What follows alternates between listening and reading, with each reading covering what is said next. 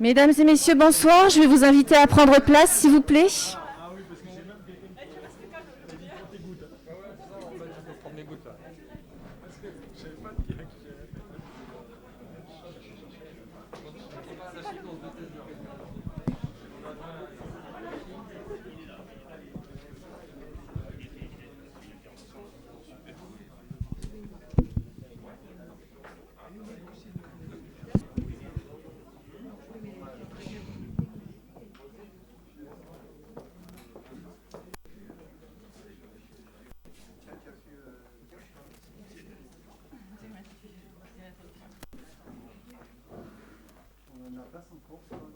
Combien de personnes là-dedans? Combien de personnes?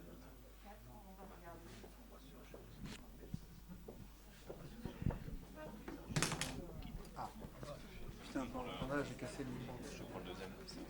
Ouais, pas allumé par contre.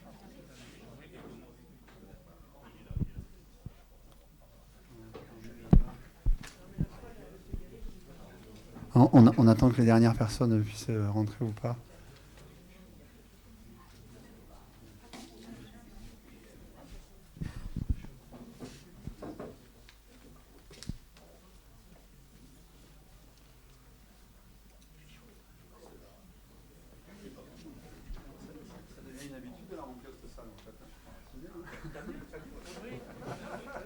J'ai l'impression qu'ils en étaient là il n'y avait pas longtemps, non?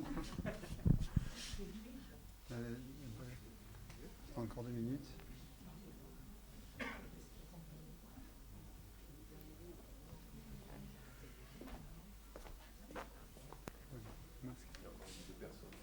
Ouais. Voilà. Bon. Voilà, je crois qu'on a réussi à faire entrer tout le monde. Bonsoir à tous. Merci d'être aussi nombreux encore une fois, parce que c'est la deuxième fois qu'on fait une conférence à l'ODEV. Et on remplit cette salle de la médiathèque pour la deuxième fois et on est très content. Voilà, donc je vais laisser... voilà, on se retrouve pour cette deuxième conférence autour du monde souterrain. Hein, on a fait une première conférence, je vois plusieurs visages que je reconnais qui étaient déjà là à la première. Voilà, là, on vous a présenté la dernière fois un petit peu le sens, les 130 années de spéléo et de découverte dans le lot des voies, depuis le couple Vallot jusqu'au travail qu'on fait à l'heure actuelle. Et donc voilà, là, on va rentrer un petit peu plus dans le détail et on va parler des résultats et du travail qu'on a mené depuis maintenant début 2020. Donc je vais laisser la parole à Arnaud Lebeuz, qui est directeur du service aux rivières et assainissement de la communauté de communes, avec qui on a un partenariat. Et il va un petit peu présenter, puis dire pourquoi on est là et qu'est-ce qu'on va présenter. Voilà, je lui laisse la parole. Bonsoir à toutes et tous. Donc effectivement, je suis directeur du service intercommunal des eaux du Lot-des-Voix-Larzac, qui concerne donc la gestion de l'eau à la fois au niveau de la ressource et sa protection, ce qui est important, son exploitation parce que on va beaucoup parler de spéléologie, mais 95% de la ressource en eau potable du territoire provient du karst. Et donc c'est pour ça que c'est particulièrement important de comprendre comment fonctionne le karst, comment se constituent les ressources en eau, comment elles cheminent, de façon à bien protéger cette ressource. Et pour ça, comme c'est une ressource qui est très peu accessible, c'est vrai que sans les spéléos, c'est très compliqué. Et donc les ressources dont on va parler, les ressources dont on va parler ce soir, qui sont la ressource de Pérol qui alimente non seulement l'Odève, le Roux, mais aussi tout le sud du territoire. C'est une ressource qu'on ne connaît pas encore parfaitement bien. Et ce n'est que depuis l'année dernière, depuis que justement Larzac Explo et Céladon ont pu progresser dans la galerie et arriver au fond de la galerie, qu'on en connaît un peu plus et qu'on peut un peu mieux préserver cette ressource qui est capitale pour le territoire. Et il en va de cette ressource comme il en va de la ressource de l'abeille et comme il en va de toutes les ressources karstiques qui sont captées sur le territoire. Et c'est un enjeu qui est à la fois départemental et à la fois national parce que le karst du Larzac, représenté par l'ensemble des causes du Larzac, sont des ressources stratégiques. Et donc, pour pouvoir bien les protéger, il faut être en capacité de les explorer, de faire des traçages, c'est tout ce qu'on va vous expliquer. Et tout ça, c'est grâce, encore une fois, aux spéléos qui ont à la fois la connaissance, qui ont à la fois les compétences aussi pour l'explorer. Donc, ce sont des partenariats qui sont pour nous très riches. Parce que concrètement, en fait, avant qu'on rencontre Céladon et Larzac Explo, on était incapable de trouver en fait des interlocuteurs qui avaient les compétences justement pour explorer ces milieux, pour faire de la topographie, faire des explorations en plongée. Et donc, on ne pouvait pas compléter ces connaissances. Donc, ce sont vraiment des partenariats qui sont essentiels pour nous. Et puis, avec des résultats que vous allez voir qui sont assez incroyables. Voilà, bonne soirée à tous et toutes, et à bientôt.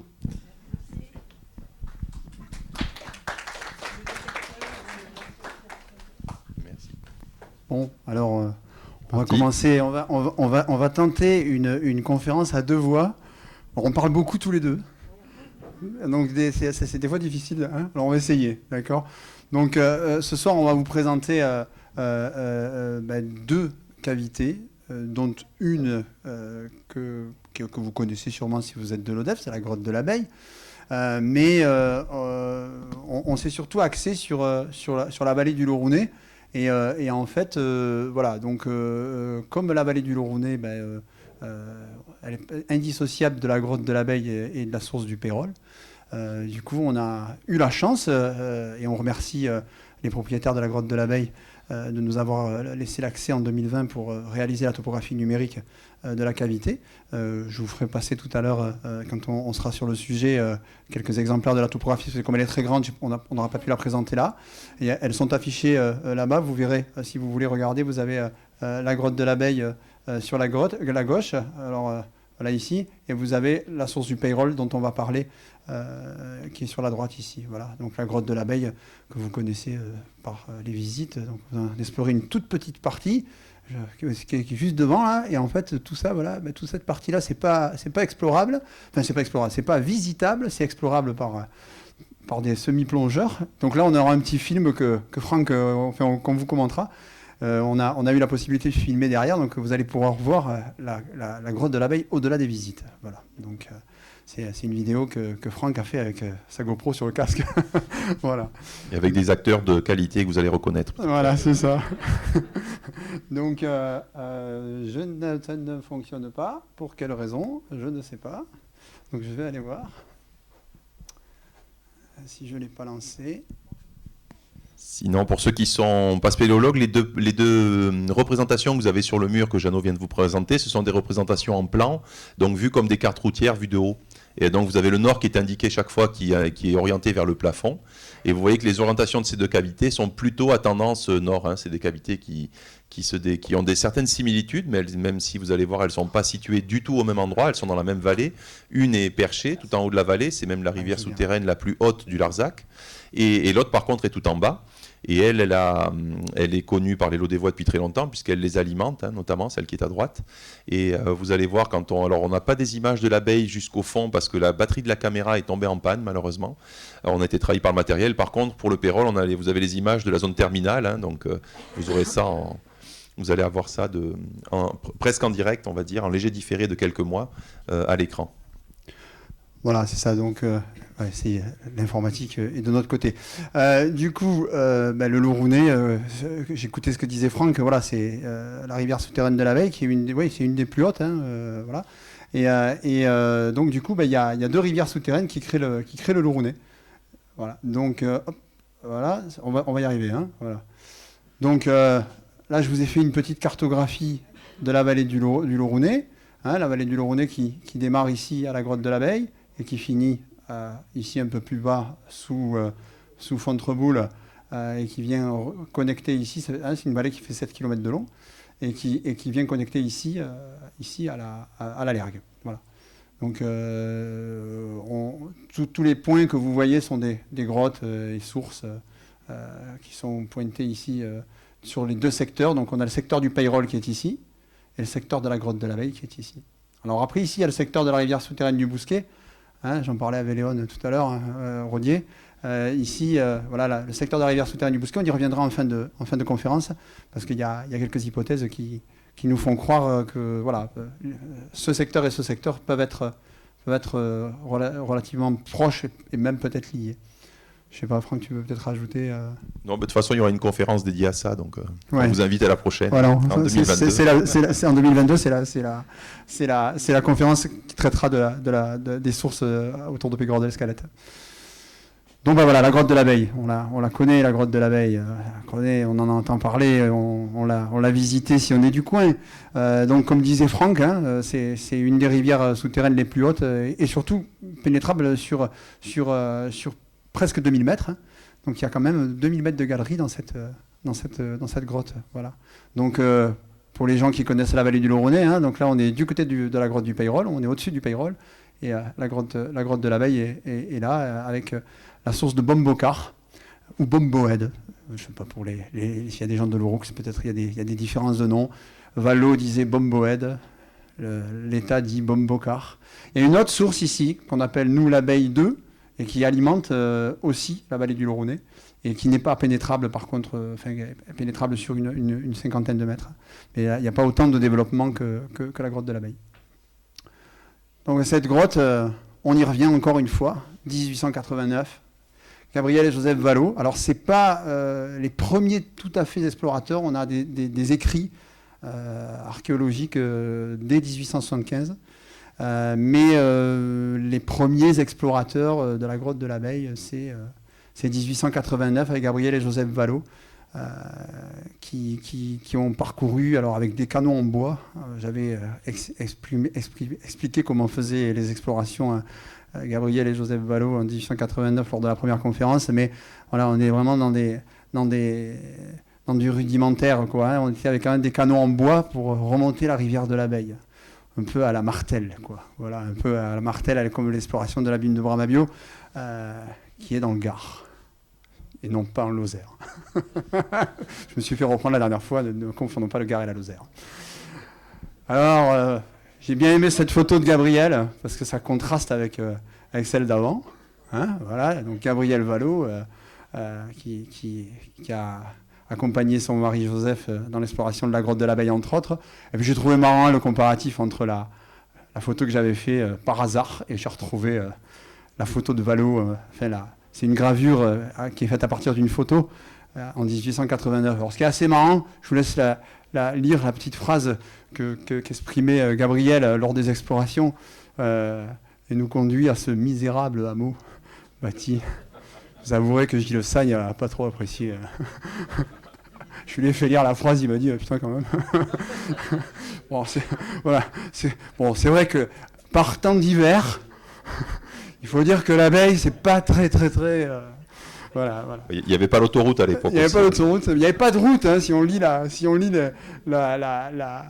phrase de Gabriel qui explique un petit peu ça. Un peu, voilà, ils sont partis à pied depuis le Roux.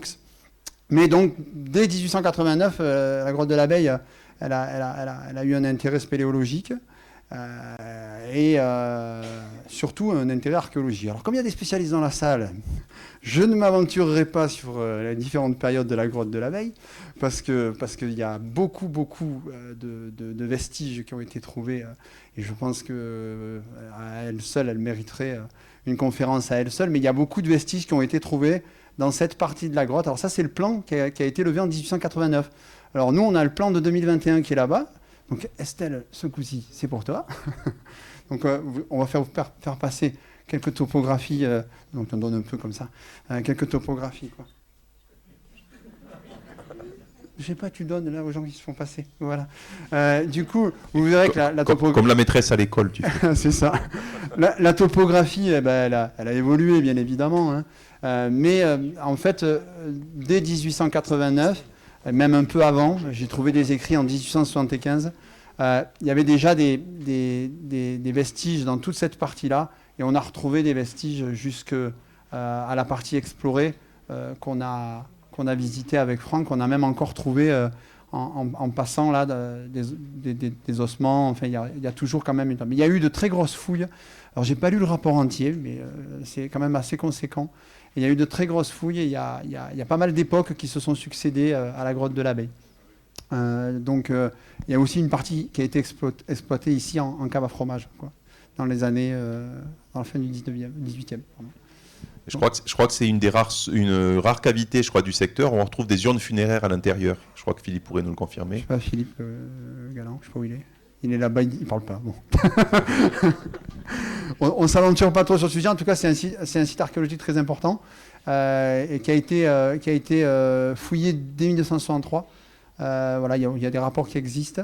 En 1974, il y a eu une avancée assez colossale dans la grotte de l'Abeille. Il y a eu 300 mètres de nouvelles galeries, dont le réseau concrétionné, qui ont été découverts. Ça, c'est une photo à la grotte de l'Abeille jusqu'à en 1975, je crois. Donc c'est Gérard Robert qui m'a donné cette photo. Et puis, voilà, ça, c'est les dates marquantes.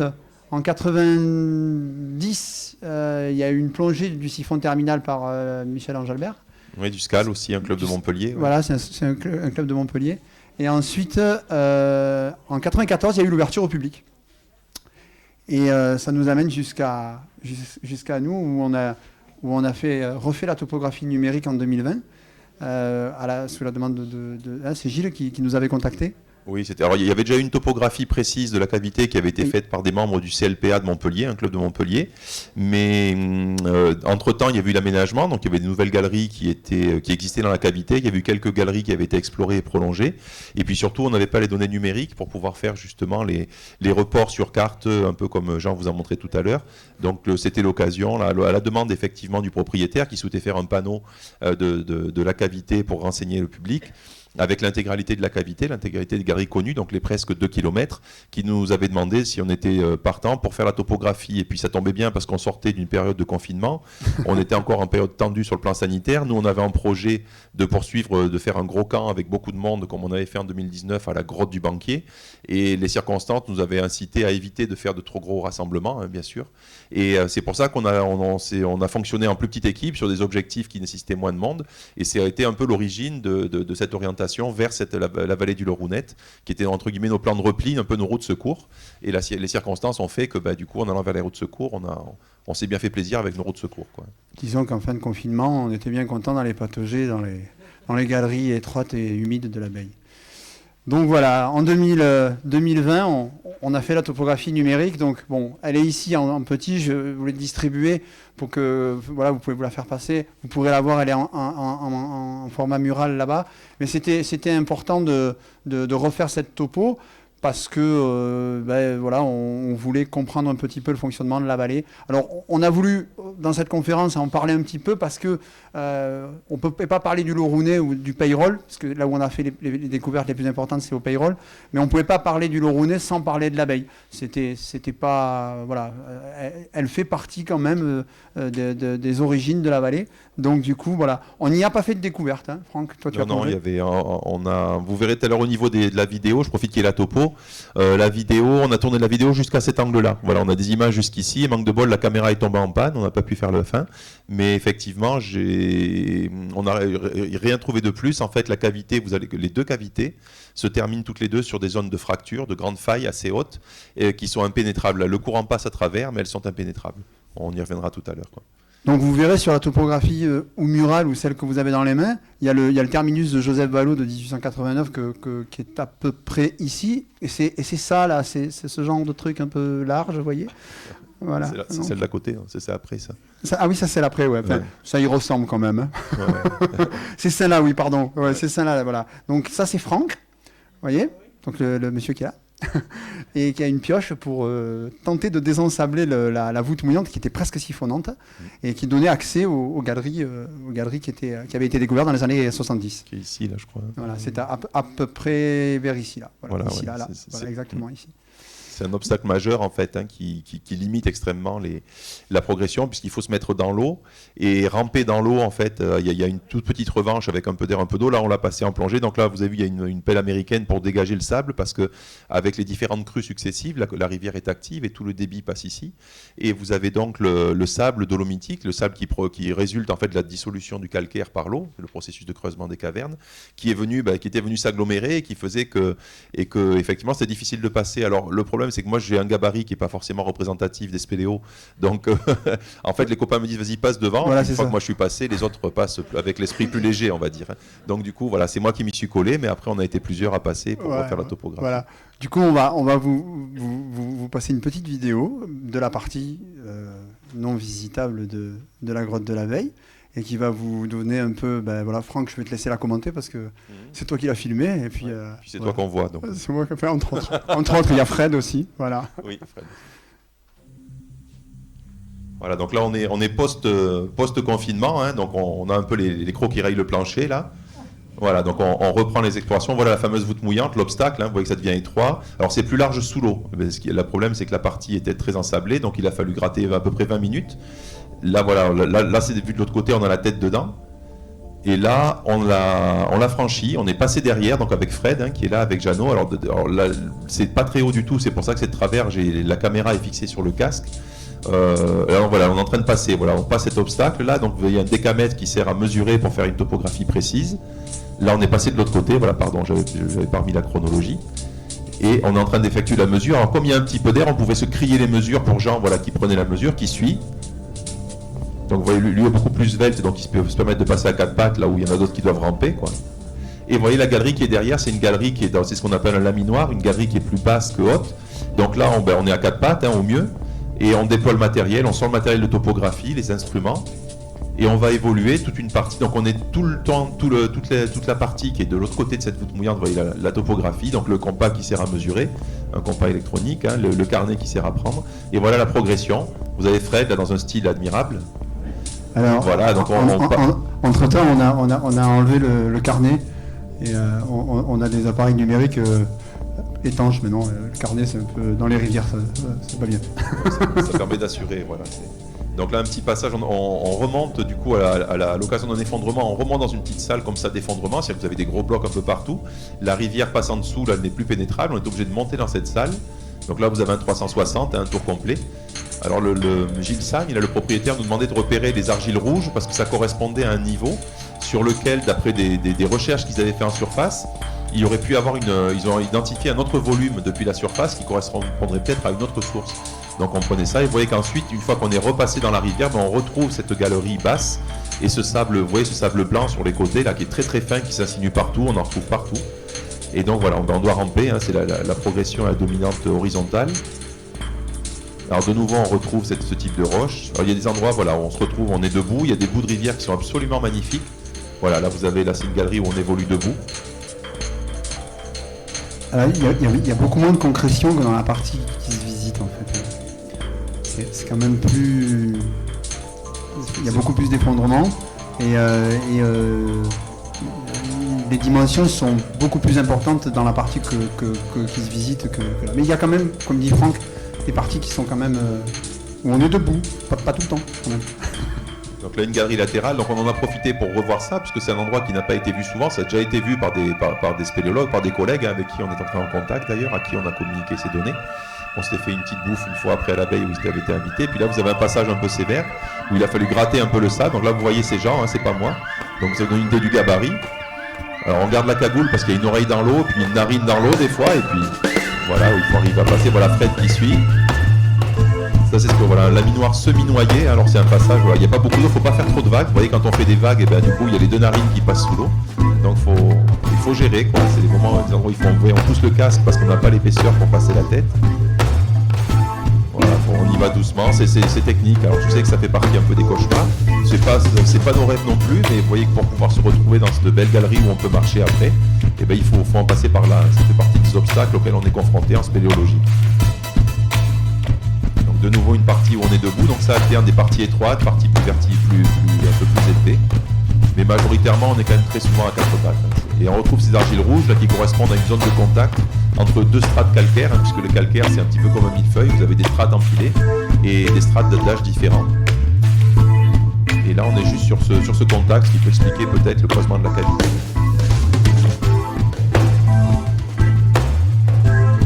Les moyens d'aujourd'hui nous permettent de ramener ces images-là, parce que voilà, avec toute la modestie qu'il y a, parce que Franck a quand même un phare là, donc on a la possibilité d'avoir ces images-là. Et c'est quelque quelque chose voilà, même certains spéléologues n'ont jamais vu parce que la grotte n'était pas accessible et qu'à l'époque les moyens ne le permettaient pas de toute façon. Maintenant, grâce aux nouvelles technologies, on peut filmer. Alors, c'est pas au choix nature, mais à un moment donné, ça a le mérite d'exister. Ça nous permet aussi de travailler ensuite sur les dessins des topographies. Voilà. Alors, il a planté. Voilà. Et ça nous permet de... Qu'est-ce qui t'arrive là? Essaye de relancer ça. C'est le style de Fred qui est pas conforme. C'est genre là, pardon. Ah, mais je suis de travers. Ah, ben voilà, je cherche pas. Ça n'a pas supporté la comparaison. Non, effectivement, je crois que c'était les premières images qui avaient été prises ici, et ça, on le voit justement à l'évolution de la technologie, qui fait qu'on miniaturise, on a des caméras avec des capteurs beaucoup plus sensibles, et puis des phares vidéo aussi qui sont moins lourds, moins encombrants, avec des batteries, et puis les LED justement qui donnent une grosse autonomie et de la puissance. Voilà, vous voyez ce qu'on appelle des ripple marks, ça c'est le courant qui sculpte le sable, puisque le courant est tout le temps dans le même sens. Voilà, donc on évolue des petits passages comme ça, là, effectivement c'est très différent de la partie aménagée. Et là, c'est un virage presque à 180, là, vous voyez là on fait presque un demi-tour complet. Et là vous voyez les dépôts de sable qui sont presque au plafond, ça veut dire qu'en crue, le niveau de l'eau monte. Alors le fait qu'il y ait la voûte mouillante qui soit étroite doit limiter le débit, et ce qui fait qu'il peut y avoir une montée des eaux en amont. Ce qui doit être assez rare, mais regardez, vous voyez les dépôts de sable qui sont presque à 2 mètres de haut, là, ils ne sont pas arrivés tout seuls, c'est l'eau qui les a montés de chaque côté de la galerie. Donc on peut penser qu'en cas de grosse crue, en cas d'épisode de très hautes eaux, très violentes, on a des mises en eau qui peuvent être quasi complètes de cette partie-là de la cavité en tout cas. Ouais, le propriétaire nous disait que ça peut arriver que ça sorte par l'entrée là où il est visité. C'est rare, mais ça a été arrivé. Il a déjà eu la porte arrachée à cause des crues, quoi. Voilà, c'est à ces moments-là que là. Donc du coup, faut se méfier. C'est une petite rivière qui est jolie, qui est mignonne, mais bon, comme on est dans le calcaire et que l'eau s'infiltre, quand il pleut fort, on a des épisodes violents comme on a ces dernières années, comme on a toujours connu, comme ils s'intensifient ces dernières années. Dans les cavités, on a des phénomènes comme ça qui se produisent. Donc là, vous voyez, il faut de nouveau se baisser. Il va falloir bientôt se remettre à 4 pattes et ramper. Voilà, de nouveau. C'est la tendance majoritaire. Disons que ça fait... on est content de sortir. Et puis les combinaisons, elles durent moins longtemps quand on fait le campagne. Vous voyez les remplissages de sable. C'est vrai qu'en faisant ces plans B et C entre guillemets par rapport à la grotte du banquier, on n'avait pas pu faire en 2020. Normalement, une combinaison de plongée, ça dure entre 4 et 5 ans. Là, en fait, elle a fait 1 an et demi. Parce que les coudes et les genoux avaient été mis à rude épreuve entre la grotte de l'Abeille et la rivière souterraine du Bousquet. Donc, on présentera à la prochaine conférence la Figuerolle, qui sont des cavités où on est souvent à 4 pattes. Ça étaye un peu les discours qu'on avait à la première conférence. Voilà. Là, vous voyez ce qu'on vit. Voilà, vous voyez ce qu'on vit. Et bon, alors, là, on n'est pas en exploration, mais il faut savoir que des fois, ça peut nous arriver de découvrir des grottes ou des galeries qui sont pas du tout connues et de faire vraiment de l'exploration, comme ce qu'on va vous présenter après. Bon, c'est de la plongée pure, mais ça peut arriver que des fois, ce soit pénétrable sur plusieurs kilomètres, et plusieurs centaines de mètres, plusieurs kilomètres, et que ce soit des galeries qu'on appelle neuves. On fait ça entre nous, on fait de la première. C'est le sésame de tout spéléologue. Qui c'est qui fait la première? Donc ça, c'est vrai que c'est un des derniers endroits sur Terre où on peut faire une découverte à être le premier à passer à un endroit où personne ne devait passer. C'était Norbert Casperé, qui est un des pères de la discipline, qui a été d'ailleurs le premier en France à passer ce qu'on appelle un siphon, une galerie noyée. Il avait passé en maillot de bain à l'époque, c'était en 1922 à la grotte de Montespan. Et lui avait une devise, c'était en latin, qui disait Ad Augusta per Angusta, c'est-à-dire vers de grandes choses par des voies étroites. Ben là, vous avez l'exemple. Donc c'est vrai que des fois, on se retrouve à marcher à 4 pattes, à ramper, à confronter à des difficultés, mais ça vaut le coup de s'acharner parce que ça peut être un obstacle qui est purement ponctuel et au-delà duquel on peut retomber après sur des gros volumes, sur des belles rivières, sur toutes ces choses-là, quoi. Voilà, c'est un petit topo, entre guillemets, un petit film sur la grotte de l'Abeille qui vous permet de voir un petit peu au-delà de la visite guidée.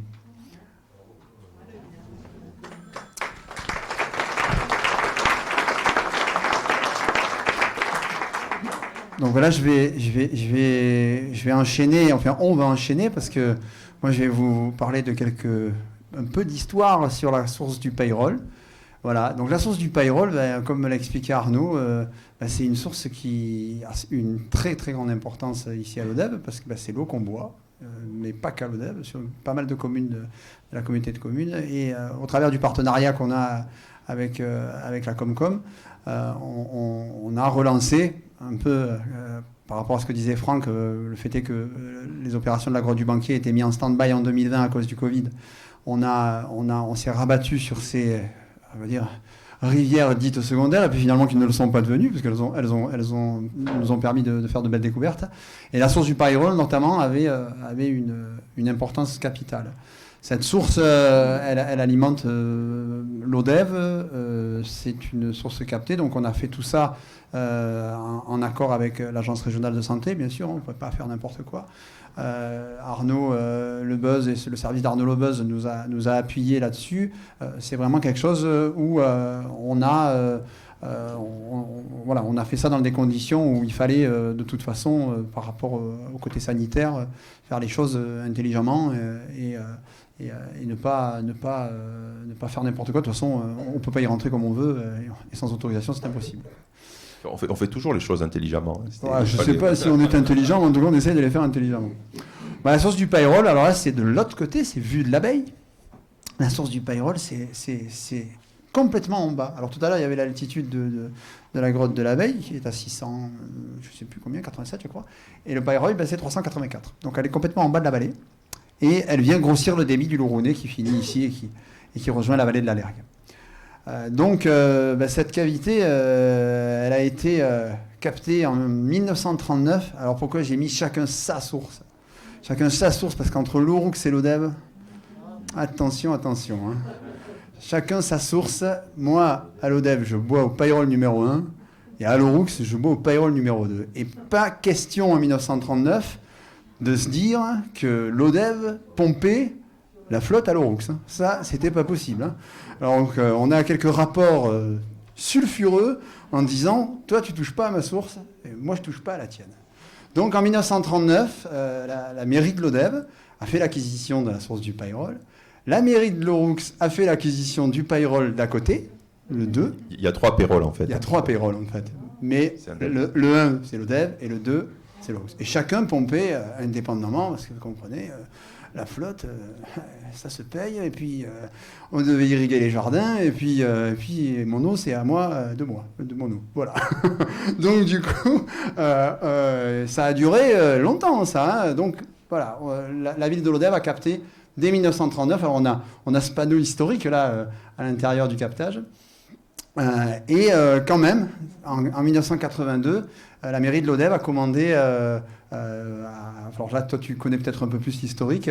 Oui, j'ai torturé Alain tout à l'heure pour qu'il parle. C'est Alain Vieilledent qui a fait la suite, donc qui est sur la photo, qui est dans la salle. Et qui est dans la salle. Mais qui fait le timide. Voilà.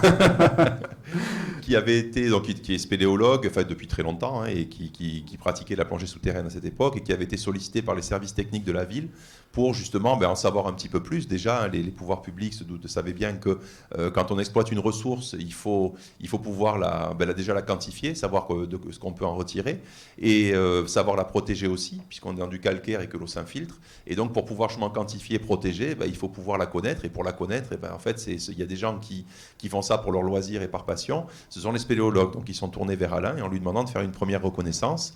Et alors, il s'était confronté à, vous verrez tout à l'heure sur les images, c'est un endroit qui est assez étroit, qu'il est encore plus depuis. Hein, je vous ai dit que l'eau dissolvait le calcaire. Alors, au Pérol, ça dissout aussi, mais vous allez voir qu'il y a eu des aménagements qui ont pris plus de place que ce que l'eau dissout le calcaire à l'échelle humaine. Et donc, il y a eu... Alain avait fait déjà une première exploration, il avait franchi la zone étroite d'entrée et il avait appelé à sa rescousse 2 autres plongeurs, Franck Vallat et Patrick Penet, pour poursuivre l'exploration. Ils avaient progressé jusqu'à 524 mètres de l'entrée, en ligne presque directe, dans une rivière où il y avait pas mal d'obstacles, hein, des galeries qui sont, vous allez voir, des passages qui sont bas, des passages qui sont parfois étroits, avec des dépôts d'argile importants au sol, qui fait que quand un plongeur passe dans la cavité, avec les turbulences qu'il génère et avec les bulles qu'il expire, ça décroche justement des particules, et ce qui fait qu'au retour, la visibilité est nettement moins bonne. Donc on installe toujours un fil d'Ariane pour retrouver la sortie, puisque là, effectivement, il y a des moments où la visibilité n'est pas bonne au retour. Et ils avaient progressé jusqu'à une difficulté que vous allez voir, et qui était constituée par un gros bloc qui obstruait la galerie. Et pour l'époque, déjà en 82, avec le matériel qui était disponible, des combinaisons qui étaient moins souples, qui protégeaient moins bien du froid, du matériel respiratoire qui était plus sujet à panne, qui était moins fiable qu'aujourd'hui. C'est pas il n'y a pas longtemps, 82. 82, moi j'avais 14 ans, c'était ma première mobilette. Moi j'avais 2 ans. J'avais 2 ans. Moi. Mais le matériel de plongée a énormément évolué. Donc effectivement, c'était les précurseurs, et bon, ils ont fait cette exploration. Et suite à ça, dans la mesure où la zone terminale de l'exploration était quelque chose qui était impénétrable à l'époque, on ne pouvait pas franchir, la ville de Lodève a considéré qu'elle en avait suffisamment comme information, ça lui a suffi et pour continuer l'exploitation jusqu'à ces dernières années. Voilà. En 2011, il y a eu... Le mythe est tombé. L'Oroux et Lodève boivent la même eau.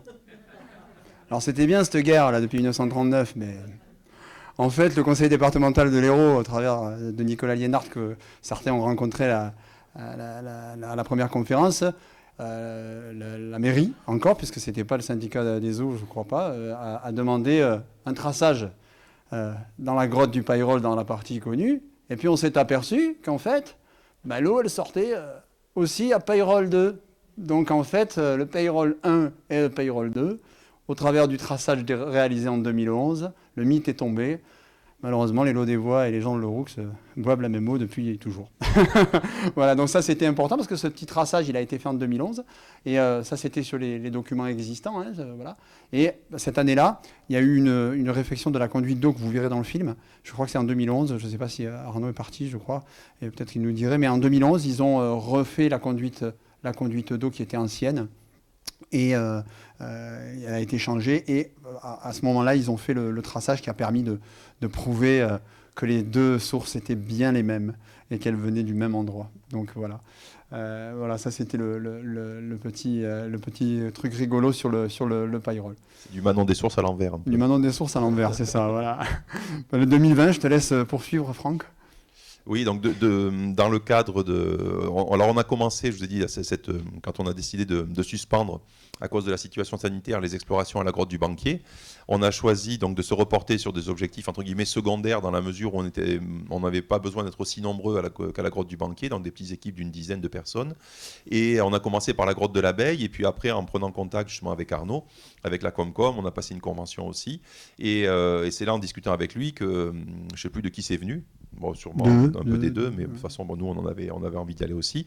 Et qui nous disait, voilà, ça serait bien il y avait déjà alors la grotte la source du Payrol, il y avait déjà une topographie de fait par l'équipe d'Alain Vieilledan qui avait été faite en 82 et qui était on n'a pas fait mieux, elle était tout à fait correcte. Oui. Mais il y avait toujours l'idée plus de presque 40 ans après, avec du matériel qui a beaucoup évolué, c'était l'occasion de voir un petit peu ce qu'il y avait dans cette cavité, si éventuellement il n'y a pas possibilité de trouver d'autres galeries. Donc après il y a eu des démarches administratives nécessaires auprès de l'Agence régionale de santé, puisque c'est une source captée. Donc il y avait aussi Vigipirate, on a dû se conformer. Il y avait les deux réglementations, Vigipirate et donc le cadre Covid. Donc il y avait un protocole qui consistait à ce que tout le matériel qui rentrait dans la source devait être préalablement décontaminé avec... alors on a déjà ce matériel nous en plongée, des fois en plongeant des eaux qui peuvent être turbides, donc du matériel qui est du bactéricide, fongicide, virucide, systématiquement. Donc je faisais un gros bac où je mettais tout dedans, qui faisait macérer.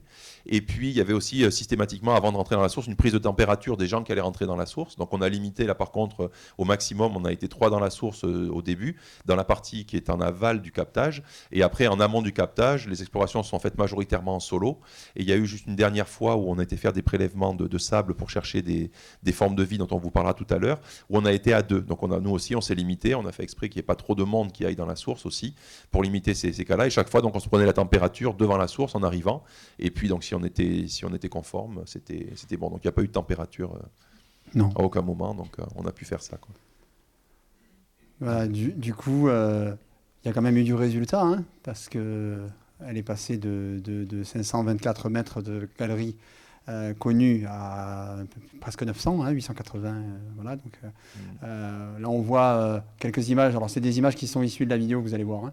Et là, c'est Franck qui est vraiment dans le captage. Donc, voilà, donc la prise d'eau est en amont. Et la prise d'eau est en amont, on va la voir dans la vidéo. La prise d'eau est à peu près 80 mètres du départ. Donc en fait, là vous me voyez dans l'eau, mais là, je ne suis pas encore dans l'eau que vous buvez. J'y vais après. Mais là, pour l'instant, j'y suis pas, quoi. Donc ça nous a permis de dresser la topographie. Hein, voilà. Donc le terminus de 1982 était ici. Et en 2020, on a exploré jusqu'ici. Voilà. Enfin, c'est Franck qui a exploré, comme il vous dit, tout seul. Donc et nous, spéléologues, on s'arrête là. Voyez-vous c'est-à-dire, vous allez voir dans la vidéo, on est arrêté là. Et là, il part tout seul. Voilà. Et nous, on attend là. Vous pouvez vous imaginer, donc on se fixe des horaires, mais des fois, pris par la frénésie confinatoire, puisque c'est comme ça que s'appelle la galerie ici, des fois, il part plus longtemps. Donc, on regarde la montre, on dit bon. Bon, voilà, il y a toujours un petit moment quand même de stress lié à l'exploration solo. Mais bon, on a affaire à quand même des gens d'expérience, donc on se dit que voilà. Mais voilà, donc a été explorée toute cette partie cette année. Et Franck, là, je te laisse continuer parce qu'il y a quand même quelque chose d'intéressant.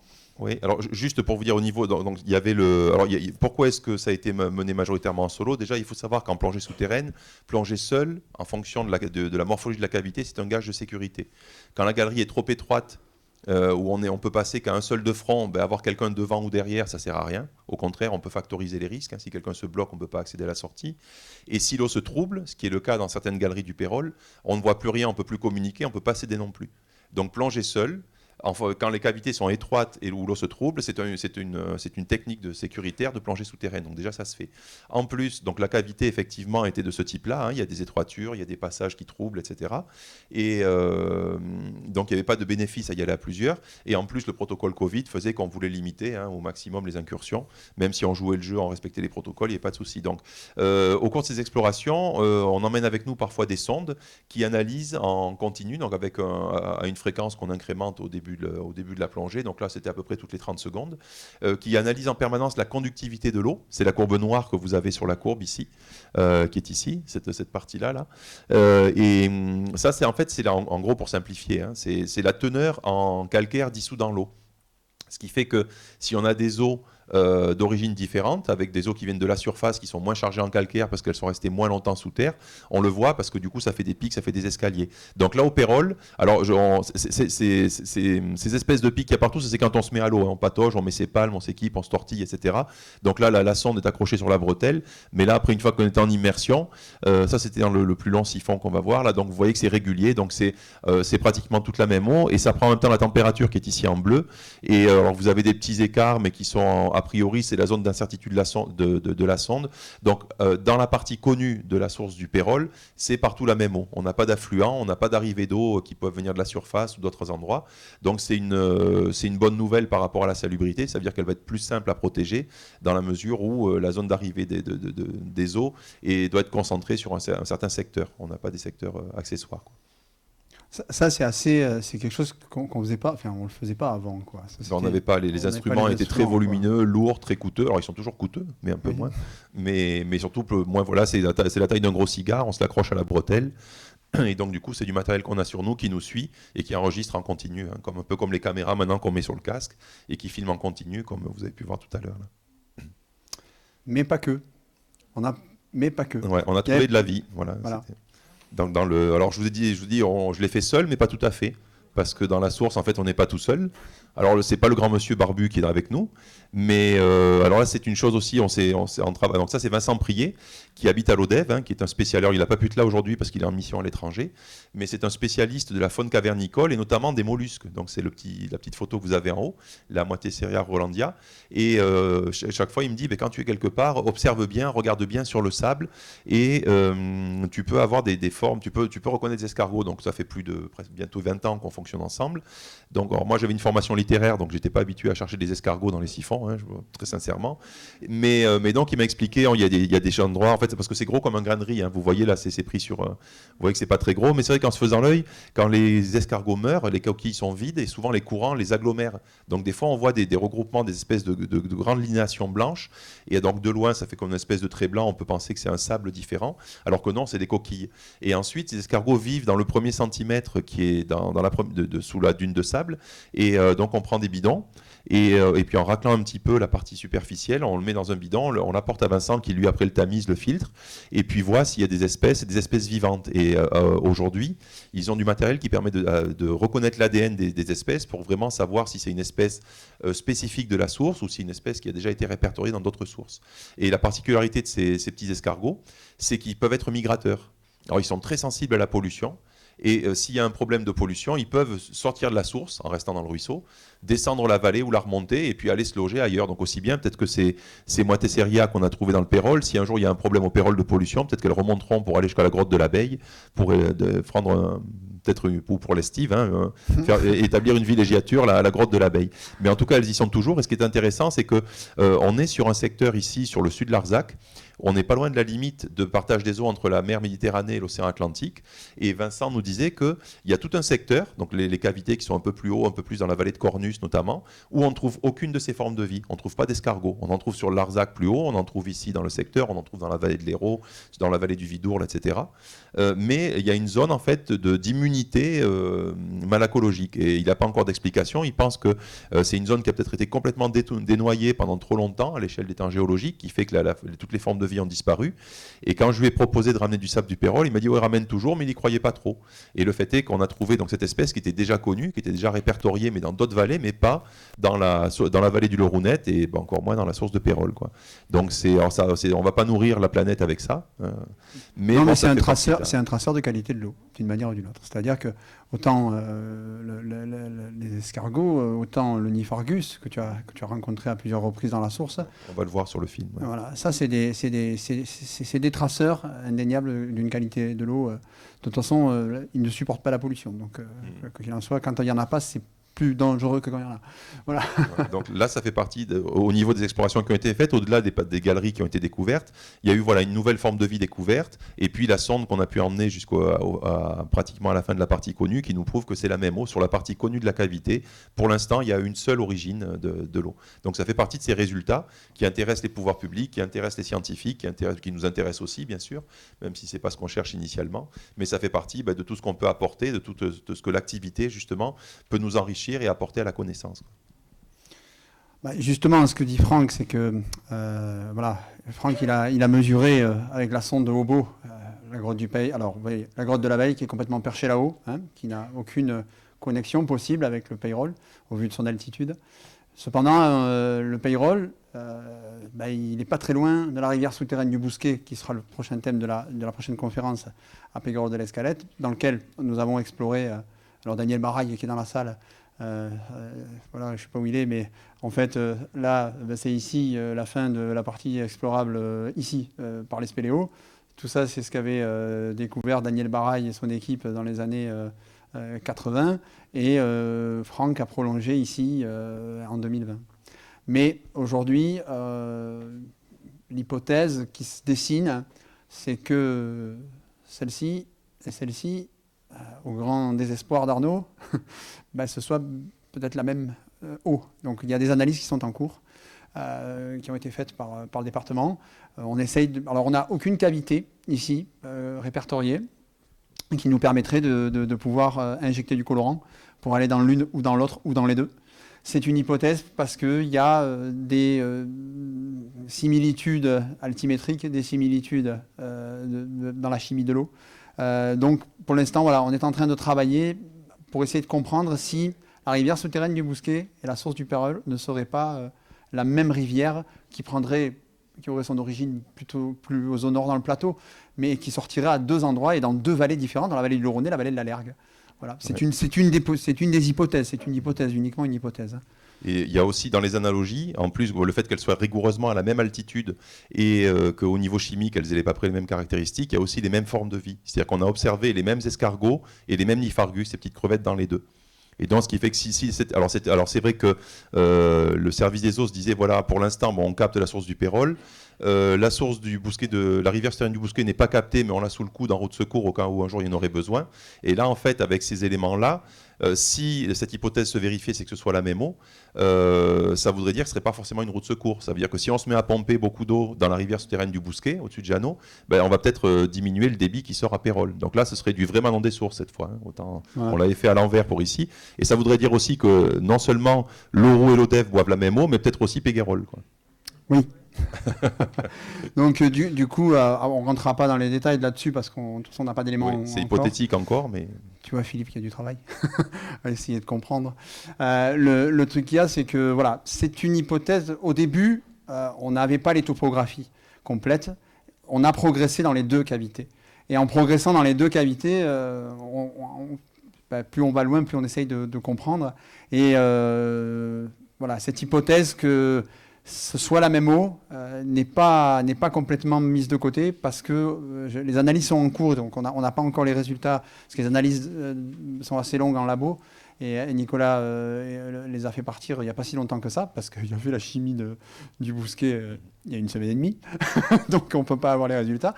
Mais au travers de ces résultats, c'est des choses qu'on recoupe, mais les informations pour essayer de comprendre, voilà. Et comme elles ont un enjeu majeur, vraiment toutes les deux, pour l'alimentation en eau de la population, vraiment toutes les deux. Parce qu'ici, il y a un beau débit aussi. Hein, c'est vraiment... Alors, je rectifie un petit peu, c'est pas l'eau que boit Péguerolles, oui, parce qu'elle n'est pas captée, en fait, la rivière souterraine du Bousquet, mais elle a quand même un débit qui intéresse le service des eaux, parce que ça peut être une réserve stratégique, ça pouvait, mais pour l'instant, on ne peut pas le garantir. Voilà, parce que, au vu des nouvelles découvertes, alors si on avait un avin ici, vous voyez, ça serait formidable, parce qu'on pourrait mettre du colorant dedans. On dirait, bon, ça va là, ou ça va dans les deux. Mais malheureusement, ici, il n'y a pas de cavité pour le moment connue. Les spéléologues prospecteurs qui sont dans la salle n'ont qu'à bien se tenir. Mais il faut chercher là. Mais voilà, mais c'est un chaos dolomitique très, très, très grand, et c'est pas si simple de trouver un trou là. Mais si on avait un point d'injection, on pourrait avoir des réponses supplémentaires sur l'origine de l'eau. Mais c'est pas dit qu'on ait un point d'injection suffisamment haut qui pourrait colorer à la fois le Bousquet et à la fois le Payrolles. On pourrait avoir un point, par exemple ici, qui ne colore que le Payrolles. Voilà. On n'est que sur des hypothèses, quoi. Voilà. Ce sera peut-être les générations futures de spéléologues qui apporteront des réponses aussi. Hein, ça fait partie du jeu. Et juste pour finir avec ce cadre, les deux cavités s'arrêtent donc sur des grandes fractures. Donc vous allez voir les images pour celle du Pérols qui remontent, qui sont drainantes, hein, où l'eau coule mais qui deviennent impénétrables, qui sont très hautes. Et elles s'arrêtent toutes les deux, donc sur des zones comme ça qu'on n'a pas réussi à franchir, ou qui seraient complexes à franchir. En tout cas, bon, pour l'instant, on ne s'est pas encore engagé. Mais en limite de plateau. C'est qu'en fait, quand vous voyez la zone terminale de la rivière du Bousquet et du Pérols, on progresse sous le versant. Mais quand on arrive en limite de plateau, on voit un petit peu les falaises, hein, les falaises d'escalade de l'Auroux. En fait, les cavités s'arrêtent. On a le même cas, donc il y a des similitudes entre les deux.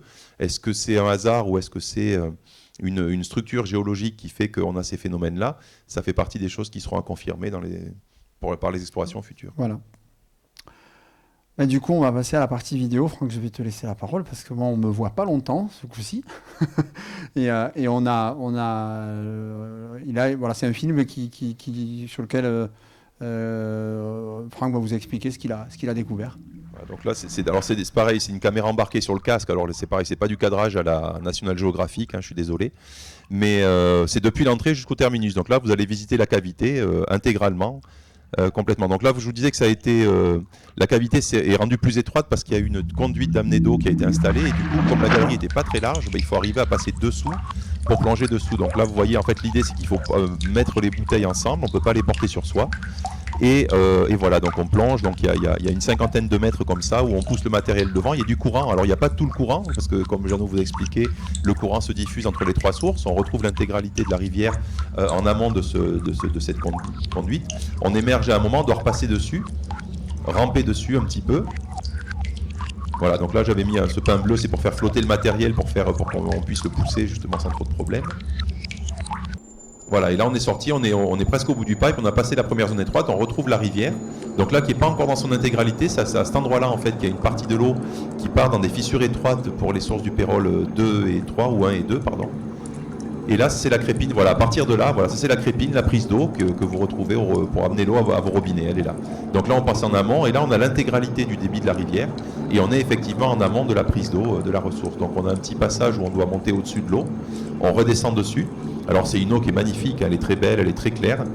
Vous voyez, hein, là, quand on est le premier à passer. Alors comme il y a du courant, il y a des particules qui se lèvent toujours. Hein. D'ailleurs, quand il y a des crues, très souvent, il y a de la turbidité comme dans toutes les sources captées, hein, bien sûr, hein, puisque je vous disais, l'eau dissout le calcaire, mais elle ne le dissout pas complètement. Donc du coup, on a des résidus de cette dissolution qui sont le sable, les argiles, et qui sont toujours présentes sous terre. Hein. Donc effectivement, quand on évolue. Donc vous avez des petits passages un petit peu étroits, comme ça, on passe au-dessus de l'eau. Vous voyez, l'eau passe par des fissures impénétrables. Et puis après, beaucoup de passages où on est à quatre pattes. Vous voyez, sur ces dalles, avec le courant, on retrouve ces galeries un peu en laminoir, hein, vous voyez, plus larges que hautes, dans lesquelles il faut progresser voûté ou à plat ventre. Il semblerait que ce soit une particularité de la vallée du Laurounet d'être souvent à quatre pattes. Hein. Ouais, c'est exactement. D'où l'espérance de vie du matériel qui est, vous voyez, des petits passages comme ça un petit peu resserrés. Alors c'est très joli, mais c'est intime. Et là, il faut passer avec les bouteilles sur soi. Donc forcément, là, il faut y aller en douceur, il faut y aller tranquillement, il faut prendre son temps, il ne faut pas chercher à forcer. Alors ça bouge un petit peu, je suis désolé, mais enfin, la progression là-dedans n'est pas simple. Hein. Ouais, des petits passages comme ça, là, un petit peu intimes. Après, ça va s'élargir, ça va comme ça jusqu'à voilà. Et on arrive à 200 mètres de l'entrée. Donc là, on a une fissure qui remonte un petit peu en hauteur, qui doit drainer un petit peu d'eau quand il pleut. Et on a une première voûte mouillante. Donc c'est un passage qui est sous l'eau, mais qui est très court. Et là, on va ressortir sur voilà, un petit passage. Et là, on va tomber sur un grand lac. Donc ce lac fait pratiquement plus de 100 mètres de long. Donc on peut nager. Alors là, c'est plus pratique parce qu'on est mi-air, mi-eau. On arrive à évoluer. Il y a une deuxième voûte mouillante, c'est un passage où il faut aussi passer la tête sous l'eau pour pas longtemps. On retrouve des concrétions, vous voyez en plafond, là c'est joli, hein, vous voyez des belles... Alors c'est pas la grotte de l'abeille, mais c'est exceptionnel, quoi. Ça, et là c'est des endroits, c'est pareil, c'est les seules images qui avaient été prises ici. Et là donc on arrive au troisième siphon, donc qui est le plus long de la cavité, il fait 384 mètres. Et à partir de là, on va retrouver au sol, comme il est un peu plus grand, le débit en fait reste le même, mais le courant est moins puissant, puisque en fait la section de la galerie est plus grande, et on a beaucoup plus de dépôts. Donc on a du sable au sol, on a de l'argile en plafond. Vous voyez, c'est ce qu'on appelle les ripple marks, là, ces rides sur le sable qui sont sculptées par l'eau dans la mesure où elles coulent tout le temps dans le même sens. Et nous, ça nous permet, si on venait à perdre l'orientation, de nous orienter vers la sortie, puisqu'on sait dans quel sens va le courant. Donc par contre, comme c'est sur le sable, on évite de le toucher parce qu'on pourrait les détruire. Ce qui fait que quand on évolue dans cette cavité, comme dans toutes les cavités en fait où il y a du sédiment, on évite de le soulever de façon à ce que le parcours au retour soit plus simple. Donc là, on évolue dans des galeries qui sont parfois en fracture, comme là, donc elles sont plus hautes que larges. Vous voyez un petit peu Vous avez le fil d'Ariane qui est au sol. Donc ça, c'est le fil d'Ariane d'Alain, hein, d'Alain Vieilledan, qui avait fait les explorations en 82. Alors j'en avais installé un pour refaire la topographie, mais je l'ai enlevé après, puisque le sien était en bon état. Donc ce qui veut dire qu'il y a des fois, je pense qu'il y a des crues, mais l'écoulement dedans n'est pas trop turbulent, puisque le fil d'Ariane n'était pas endommagé. Ouais, des passages voilà, un petit peu étroits, un petit peu intimes. Il faut, pour plonger là, en fait, on ne plonge pas avec les bouteilles sur le dos, on les met sur le côté, parce que sur le dos, il y a des endroits où ça ne passerait pas. Voilà, un laminoir, hein, galerie plus haute que large, avec du sable, donc on évolue doucement, on fait attention. Et au bout de ce laminoir, il y a une étroiture sévère, hein, qui avait été franchie à l'époque par l'équipe d'Alain. On va la voir, alors elle est en plafond, c'est qu'on est dans ce laminoir et d'un seul coup, hop, on remonte entre des blocs. Il faut négocier un petit peu, là il faut y aller en douceur, se positionner, aider le matériel un petit peu à passer. Alors la galerie, voilà, elle est intime, elle est ponctuellement étroite, mais c'est des progressions qui sont sympathiques. Vous voyez, une petite cloche à un moment, là, voilà, on émerge un petit peu. Tout le début du siphon est très peu profond, on évolue dans 2 mètres d'eau, hein, c'est presque une piscine. Et c'est tant mieux, puisque du coup, on consomme moins, puisqu'en fait, voilà, un passage étroit dont je vous parlais. Voilà, l'étroiture, on doit évoluer entre ces rochers, ce qu'on appelle une trémie, il faut passer entre ces rochers, la se tortiller. Voilà, là on est passé, on est en amont. Vous voyez qu'il est svelte en fait. Ah, c'est dans la tête après. Voilà, et là on retrouve voilà, une belle fracture qui redescend, ça s'élargit un petit peu. Et on va redescendre. Alors là par contre on descend à 5 mètres, donc on double la profondeur, hein, c'est presque abyssal. Et on va arriver au terminus de l'exploration de 1982. C'est cette fissure qui est là, voilà, le fil est amarré au sol. Donc quand on arrive dans ces endroits-là, c'est toujours un peu l'excitation de la première, parce qu'on sait que là, au-delà, voilà, le problème c'était ce gros bloc qui bouchait le passage. Et effectivement, on ne peut pas y passer. Par contre, on peut passer la tête au-dessus. Ouais, et là, on va passer la tête au-dessus de... Et regardez ce qu'on voit au-delà. une belle galerie grande qui continue, qui est magnifique.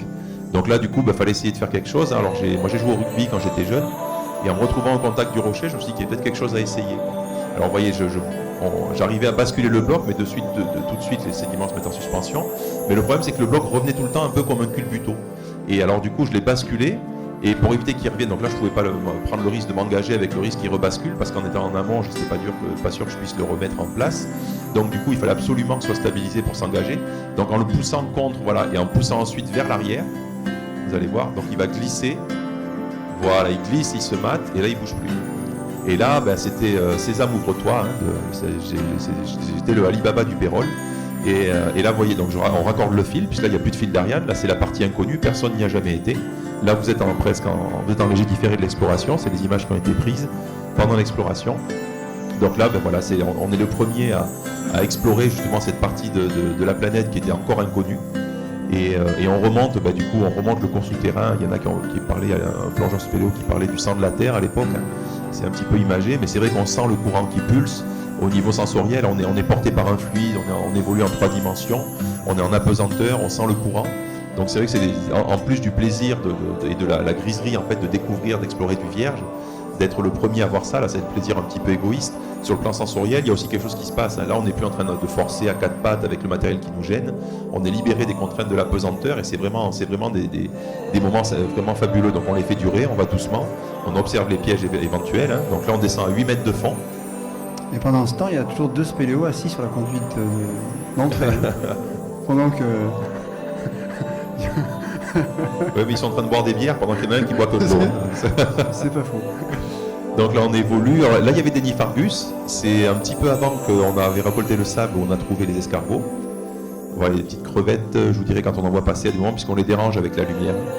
Donc là on évolue au fond, c'est ce qu'on appelle un méandre. Là c'est une galerie qui est assez haute et la seule partie pénétrable est au sol. Donc il a fallu descendre au sol et il est un petit peu sinueux. Vous voyez des petits virages. Voilà, on bifurque un coup à gauche, un coup à droite.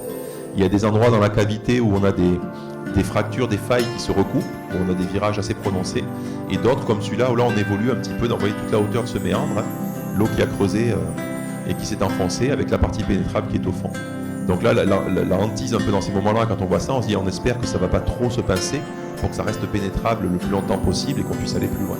Donc là, il y a un passage ponctuellement étroit. Donc là, voilà, il faut se mettre de profil, on pousse le dévidoir devant, le fil d'Ariane. On négocie un petit peu, là moi j'ai fait un peu de rock à l'époque, j'ai un petit déhanché là. Et voilà, les Niphargus, il y en avait un au sol, les petites crevettes, on les trouve. Donc elles vivent souvent dans de l'eau, dans des endroits où il y a de l'eau qui court pour avoir des nutriments qui arrivent. Elles se nourrissent en fait des nutriments qui circulent dans l'eau, des matières organiques décomposées, des morceaux végétaux, etc. Et donc là on va arriver, donc là c'est donc le 3e siphon, c'est le plus long, il fait 384 mètres, c'est une plongée qui dure un peu plus d'une demi-heure pour progresser dedans. Et là, on arrive au pied d'une fracture, donc à 8 mètres, c'est le point bas, et là, la galerie remonte. Elle remonte, vous voyez les bulles qui remontent, là, je lève la tête et je les vois qui partent d'un côté, et ça va m'induire en erreur, je vais suivre ces bulles, dans un premier temps, sans trop réfléchir, et les bulles, vous voyez, quand elles remontent, elles décrochent les sédiments, ce qui fait qu'après, quand on remonte, vous voyez, la visibilité s'est dégradée. Donc, en fait, l'eau se trouble avant qu'on passe dans les conduits verticaux. Donc là, je vais au plus évident, et... le conduit va émerger, donc là on remonte une belle fracture, vous voyez on voit la surface, vous voyez le reflet du phare, vous voyez le reflet du phare tout en haut. Donc là c'est la surface qui approche, donc là c'est des moments toujours sympathiques parce que quand on franchit un siphon, c'est toujours un peu une petite émotion. Et voilà, et là on observe, voilà, donc là on est dans une faille qui est étroite et on a un bloc avec un prolongement, voilà, une petite salle avec beaucoup d'argile, là on ne retrouve pas la rivière. Et là ça a été un endroit où je m'étais arrêté puisque le timing... on avait conduit un timing avec Jean et j'ai commencé à être en dehors des clous, donc j'avais posé les pales. Une autre fois j'ai exploré ça, donc on avance un petit peu et on trouve un petit affluent par une petite fissure étroite par laquelle il faut remonter. Donc là, il faut savoir voilà, qu'on a plongé 4 fois. Oui, à chaque fois on y va par petites étapes. Donc là, vous voyez, j'ai dû me délester de tout le matériel, les 2 bouteilles, les palmes, le dévidoir. Et parce que le passage à escalader pour trouver la suite, dans cette fissure qui est là, est assez étroit. Vous voyez qu'il est étroit et on ne peut pas se permettre d'y aller avec tout le matériel. Et par contre, là, je me disais, bon, voilà, vous voyez qu'il y a un tout petit pissadou, là, vous voyez un petit affluent, donc c'est encourageant quand l'eau passe, mais on n'est plus du tout dans le débit de la rivière qu'on avait au début de la source. Mais on voit que ça s'élargit au-dessus, donc je me dis, bon, on va tenter à y être, on tente le tout pour le tout, on y va, donc on fait l'escalade, on remonte. On est dans une galerie qui est maintenant, entre guillemets, fossile, c'est-à-dire qu'il n'y a plus la rivière qui coule, il y a des concrétions, il y a des petits volumes, vous voyez, et toute l'eau arrive de cette fissure qui est en plafond. Alors, je suis désolé, ça bouge un petit peu là, mais vous Voilà, c'est une fissure étroite et toute l'eau arrive du plafond. Donc ça, c'est une arrivée d'eau latérale. Ouais, ça coule, mais ben, c'est pas la rivière, quoi. Donc je regarde bien, je vois là, vous voyez que c'est impénétrable, on peut pas y aller. Mais j'aurais remonté l'eau jusque là où on pouvait remonter. Donc là, il y a un peu des concrétions. Là, c'est une grande fissure qui remonte, justement, avec ces grandes failles dont je vous parlais. Et puis, en fait, en redescendant, je vois une petite galerie qui continue vers l'amont. Et là, je retrouve du sable. Donc ça, c'est encourageant. Vous vous rappelez, à l'abeille, quand on trouve le sable ici, ça veut dire que la rivière y est montée. Et là, qu'est-ce que je vois? Alors, un petit moment d'émotion aussi. Regardez cette vasque. Là, je retrouve la rivière avec une belle vasque verte. Vous voyez le trou noir derrière. On voit que la galerie continue, ça replonge. Il y a un autre siphon. Et en plus, en regardant vers l'aval, en suivant la rivière, je vois qu'il y a une petite lucarne, voilà, qui est là. Et cette lucarne, alors ça c'est l'amont, pardon, ça c'est le siphon, c'est le 4e siphon. Voilà, qui est prometteur, qui est pénétrable. Donc là, je sais qu'il va falloir revenir y plonger. Et voilà, donc je vais y plonger. Voilà, alors lui, il est beaucoup plus court. Et en fait, pour y accéder, j'ai trouvé un passage. Vous voyez l'eau qui se trouble, là, dès qu'on touche, là où vous avez des volutes d'argile au sol. Donc là, une étroiture à moins de 4, un passage un petit peu étroit. Donc on descend de 4 mètres, on passe l'étroiture. Là, de nouveau, des niphargus. Hein. On en trouve un petit peu partout. On remonte dans une petite cloche, mais qui est impénétrable. Donc là, pareil, alors on est sur le drain principal, la rivière continue, mais on n'a pas retrouvé une partie exondée. Ça replonge de nouveau, donc là, bon, on ne sait jamais si dans les 2 mètres qui vont suivre, la galerie va s'arrêter ou continuer. Hein. Donc on est un petit peu dans l'expectative. Et là, voilà, j'arrive sous des blocs où je vois une rivière qui arrive, mais c'est impénétrable, on ne peut pas sortir rigoureusement. Donc là, je suis un peu déçu une nouvelle fois. Je dis, mince, ben voilà, le Pérol, c'est fini. Et puis finalement, sur le côté, voilà, il y a un petit départ un peu étroit, avec un peu d'argile, et par contre qui lui remonte. Et donc j'arrive à remonter, et là de nouveau, paf, voilà, je sors dans une toute petite alcôve. Donc là, c'est tout petit, tout étroit. Il y a ce bloc au milieu, voilà, j'accroche le fil dessus et je vois, par cette petite lucarne, une belle galerie où j'entends la rivière qui gronde. Et là, pareil, c'est des moments super parce que là, on se dit, voilà, ben, on a trouvé une belle rivière, là, une rivière souterraine, c'est quand même quelque chose qui est magnifique. Hein. Vous avez l'eau qui court, vous avez le son, vous avez les lumières, vous avez les jeux d'écume, vous avez les cascades. Voilà, et donc là, c'était encore une autre fois où on est revenu juste pour faire cette exploration. Donc là, on tombe dans une fissure qui est très très haute, une fracture qui fait plus de 15 mètres de haut par endroit, avec un petit peu d'eau qui descend, des concrétions. Et vers l'amont, vous voyez les cascades. Là, voilà. Donc là, c'est la rivière que j'ai appelée frénésie confinatoire, puisqu'on était en pleine période de confinement, reconfinement. Et du coup, ben, nous, on allait se confiner pour supporter la situation dans des endroits naturels. Donc là, vous voyez cette rivière, elle n'est pas longue, elle fait 36 mètres de long, mais c'est 36 mètres magnifiques. Hein. C'était, je l'ai savouré. Il y a pratiquement tout le débit de la source du Pérol qui est là. Hein. Ah ben là, on y est. Là. Il y a toute l'eau du Pérol est là, donc elle court. Il n'y a pas le son hein, parce que la caméra est dans un caisson étanche, donc de toute façon le son est déformé. Mais c'est des endroits vraiment magnifiques. Hein. Donc là on évolue en faisant attention parce que là si on se tord la cheville, on n'est pas prêt de sortir. Donc voilà, on y va doucement, on mesure, on regarde les obstacles, on assure ses prises, on s'assure que tous les blocs tiennent bien puisqu'on est le premier à passer. S'il y a des rochers en équilibre, ben, c'est à nous de les faire tomber. Donc voilà, on remonte, on escalade, là, ces petites passages, ça fait comme un escalier avec des cascades, c'est vraiment magnifique, c'est un endroit splendide, quoi. Donc là, il faut savoir que en même temps que cette exploration, on fait ce qu'on appelle la topographie. Hein. Franck a dressé le plan de la grotte, on n'y retourne pas tous les week-ends, quoi. Oui, chaque fois qu'on explore une partie, on fait la topographie au retour. C'est pour ça qu'on y va par petites étapes, pour ne pas avoir tout à faire en même temps. Et là, on avance, et de nouveau, une grande faille qui remonte avec des belles concrétions blanches. Et puis là, sur le côté, voilà, une vasque verte qui vous appelle. Voilà. Donc là, elle est là, la vasque. Bon, pour vous donner un petit peu une idée de la dimension. Voilà, alors c'est pas immense, mais là, pareil, c'est toujours beau voilà, de découvrir une vasque comme ça, vierge, dans laquelle on va plonger. Donc là, voilà. Et là, tout le courant sort de là aussi. Donc là, ça va être le dernier siphon, donc une belle fissure qui remonte. Et puis voilà le 5e siphon. Alors lui est assez étroit. Il descend pas très profond, voilà, 6 mètres de fond. Il fait 84 mètres de long, donc une belle fissure. Donc là, l'eau, vous voyez, l'eau translucide. Alors elle se trouble au retour, hein. Mais là, pareil, quand on est le premier à évoluer là-dedans, à voir un petit peu ses visions, à observer, à trouver le passage, vous voyez l'eau qui se trouble un peu en bas à gauche. Hein. Là, donc par contre, il ne faut pas attendre trop longtemps parce que rapidement, l'eau trouble arrive et il faut arriver à la doubler. Pour là, tu as toujours le débit. Hein. Complètement. Débit, voilà. Un laminoir étroit, là, donc là, il faut passer. Voilà. Vous avez le sable, le plafond qui est bas. Donc heureusement qu'on a les bouteilles sur le côté parce que là, avec les bouteilles sur le dos, on serait trop épais, on ne pourrait pas passer. Vous voyez, c'est Ripple Mars qui atteste bien que le courant est là puisqu'il sculpte le sable. Voilà, c'est le dernier siphon, on va émerger bientôt. Alors là, ce qui est impressionnant, c'est vous allez voir, on monte dans une fracture verticale. Et là, la caméra s'était éteinte en tapant contre le plafond, parce que c'était pas de plafond. Mais on sort dans une grande fissure comme ça, avec une cascade de 4 mètres qui se jette dedans. Donc là, il y a une ambiance aussi phénoménale. Et le bruit de la cascade, je l'entendais depuis sous l'eau. C'est que dans le siphon, j'entendais le grondement. Et parce que c'est concentré, voilà. Donc là, il faut pareil, poser tout le matériel, l'assurer parce que la vasque est profonde. Et là, on remonte et on fait une escalade de 4 mètres qui est un peu étroite, on se verrouille. Donc là, on retrouve les techniques de Joseph Ballot. Nos prédécesseurs étaient aussi des alpinistes, et on a hérité un petit peu de ses capacités. Donc là, la cascade se divise en deux. Vous avez 2 cascades qui arrivent, que vous voyez bien là. Une majeure qui est tout au fond là-bas, et une secondaire qui est en premier. Donc là, on va aller voir celle qui est majeure, donc il faut escalader. Vous voyez là, c'est trop étroit, il faut contourner un bloc, et là voilà. Donc ça sort d'une fissure impénétrable. Vous allez voir, je vais mettre la main comme ceci, pour vous donner une échelle. Vous voyez les mains, là, voilà. Et donc là, la largeur, là, c'est rigoureusement impénétrable. Là, on ne pourra pas y aller. Malheureusement, c'est dommage parce que c'était vraiment prometteur et c'était beau. Par contre, il y a voilà, de l'autre côté de la lame rocheuse, on a 800 mètres de l'entrée, exactement. Voilà, donc le passage, là, il y a peu de chance d'y passer. Par contre, voilà, sur l'autre fissure qui est là, c'est plus étroit.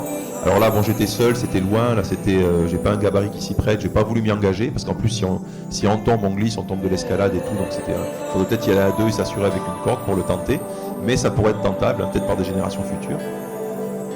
Et voilà, et donc là, on revient, donc là, on a repassé le S5, on revient dans frénésie confinatoire, là, j'ai voulu la filmer dans l'autre sens, puisque en spéléo, quand vous évoluez dans une galerie, la vision que vous avez à l'aller, c'est un petit peu quand vous vous promenez en rando, elle n'est pas la même que celle que vous avez au retour. Là, on descend, on suit les cascades, on suit l'eau, un petit peu comme Martel quand il avait fait la première traversée de l'abîme de Bramabio en 1888. Et c'est vraiment un endroit magnifique. Là, moi, j'ai un souvenir, ça fait partie des souvenirs de toute façon qu'on garde toute sa vie, et qui vieillissent pas. Bon, là maintenant, on a les images pour s'assurer que les souvenirs se dégradent pas trop. Mais c'est un très bel endroit, une très grande fracture très haute. Et on retrouve la même chose à l'Abeille. L'Abeille, le terminus, c'est une grande fracture comme ça, avec la rivière qui sort du bas de la fracture, avec moins de débit, mais c'est la même ambiance. Et dans la rivière souterraine du Bousquet, c'est un peu le même principe, des grandes fractures avec une partie active. Alors voilà, ça c'est la sortie du siphon, qui est un peu étroit. Voilà, et ça c'est le retour, donc entre le 4e siphon et le 3e, c'est là où j'étais passé par l'escalade étroite, j'étais arrivé par cette galerie que vous venez de voir. Et en fait, en voyant la rivière, en fait, j'étais revenu en fait sur mes pas la fois d'avant et j'avais fouillé dans la fracture verticale à partir de -8 et j'avais trouvé un passage. Donc là, vous voyez une petite lucarne où en fait j'élargis un peu le passage parce qu'il faut passer avec les bouteilles et pour revenir. Donc là, voilà, c'était une bien belle exploration. Et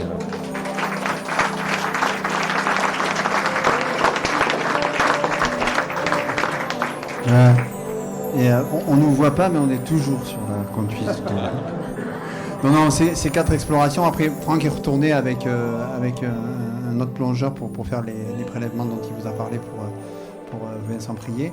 Voilà, c'est des explorations qui permettent de connaître un petit peu plus le patrimoine. On avait parlé à la première conférence de patrimoine, mais en fait, le patrimoine souterrain, il est à conserver, il est à comprendre, et grâce à ces explorations-là, grâce aussi au pouvoir public, à la communauté de communes et à tous nos partenaires, grâce à ça, on a la possibilité d'aller plus loin avec des moyens plus importants et qui aujourd'hui, voilà, la preuve en est, c'est que sur des anciennes cavités qu'on croyait finies, qu'on croyait terminées, n'est-ce pas, Laurent ? Mais parfois, voilà, il y a des surprises. Des bonnes surprises. Donc du coup, voilà, notre travail c'est sur cette zone du sud de Larzac. Alors le Larzac, c'est grand. Le thème des conférences, on va s'exporter maintenant. C'est la dernière qu'on fait ici. On fera une conférence sur la rivière souterraine du Bousquet à Pégord de l'Escalette. Je crois Nadège, je ne sais pas où est Nadège, vers le mois de février, quelque chose comme ça. Donc on communiquera là-dessus. Il y aura aussi la présentation de la grotte du Banquier, qui est la cavité majeure des zones que nous étudions. Et là, c'est pareil, on va faire quelque chose à Saint-Étienne-de-Gourgas. Et puis, je crois qu'on finira cette belle aventure de conférence dans la vallée de la Vis. C'est ce qui est peut-être prévu, parce que finalement, alors, c'est pas un secteur qu'on étudie, mais c'est quand même quelque chose qui est quand même assez fantastique, la vallée de la Vis, tant au niveau plongée qu'au niveau karstologie, qu'au niveau géologie, qu'au niveau spéléo. Et je pense qu'on finira sûrement ce cycle de conférences dans la vallée de la Vis, au Cirque de Navacelle, pour clôturer un peu ce travail autour de l'eau et pour ouvrir un peu aussi la vision vers un autre Larzac. Alors je dis toujours là-bas c'est pas vraiment le Larzac parce que plus c'est nous le Larzac, c'est le sud, c'est pas vraiment Saint-Maurice-Navacelles, c'est pas vraiment le Larzac, non. Je rigole. Non mais c'est un secteur sur lequel nous c'est le Gard d'ailleurs, je crois, non? Je sais pas, c'est hein, le Gard, un peu bizarre. Hein. Non voilà. Non, ce qui est sûr c'est que le Larzac c'est très grand et on a voulu nous se concentrer sur la région autour de l'Odève, mais la partie de la Bisse, de Saint-Maurice-de-Navacelles, de la Séranne, tout ça c'est des coins qui mériteraient autant d'intérêt. Alors on a freiné un petit peu la communauté de communes parce qu'au début ils nous ont dit bon bah alors vous faites tout. On a dit non, parce que là il y a 30 ans de travail.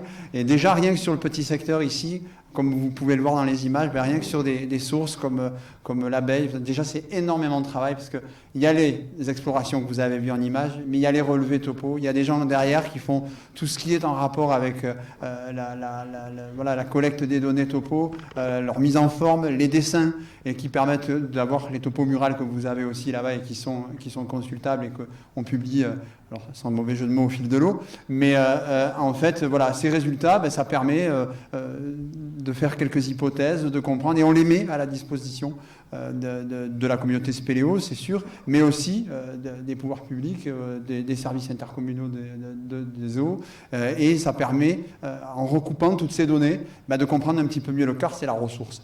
Et le payroll, c'était pas prévu, on a fait une belle découverte, et puis maintenant on sait un peu plus d'où vient l'eau du robinet. Voilà. Voilà. Juste un petit détail, au niveau sécurité, tout à l'heure, c'est vrai que je voulais l'aborder, j'ai zappé.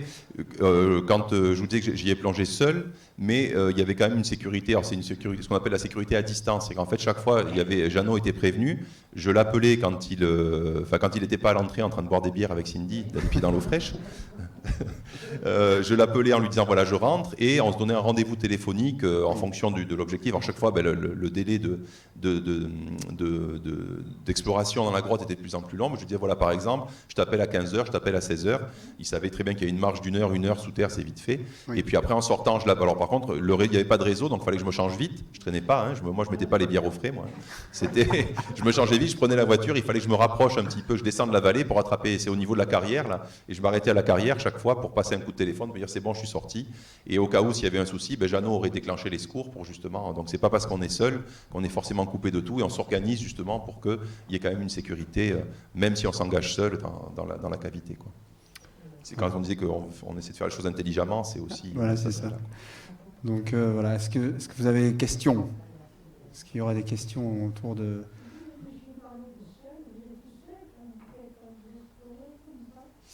Alors ça dépend. Quand dans la cavité, il y a une plus-value à être plusieurs, effectivement, on est plusieurs. Quand on doit filmer, vous avez vu le film sur l'abeille, on était à 3, on tenait les éclairages, en plus vous aviez des modèles magnifiques qui vous donnaient l'échelle dans la cavité.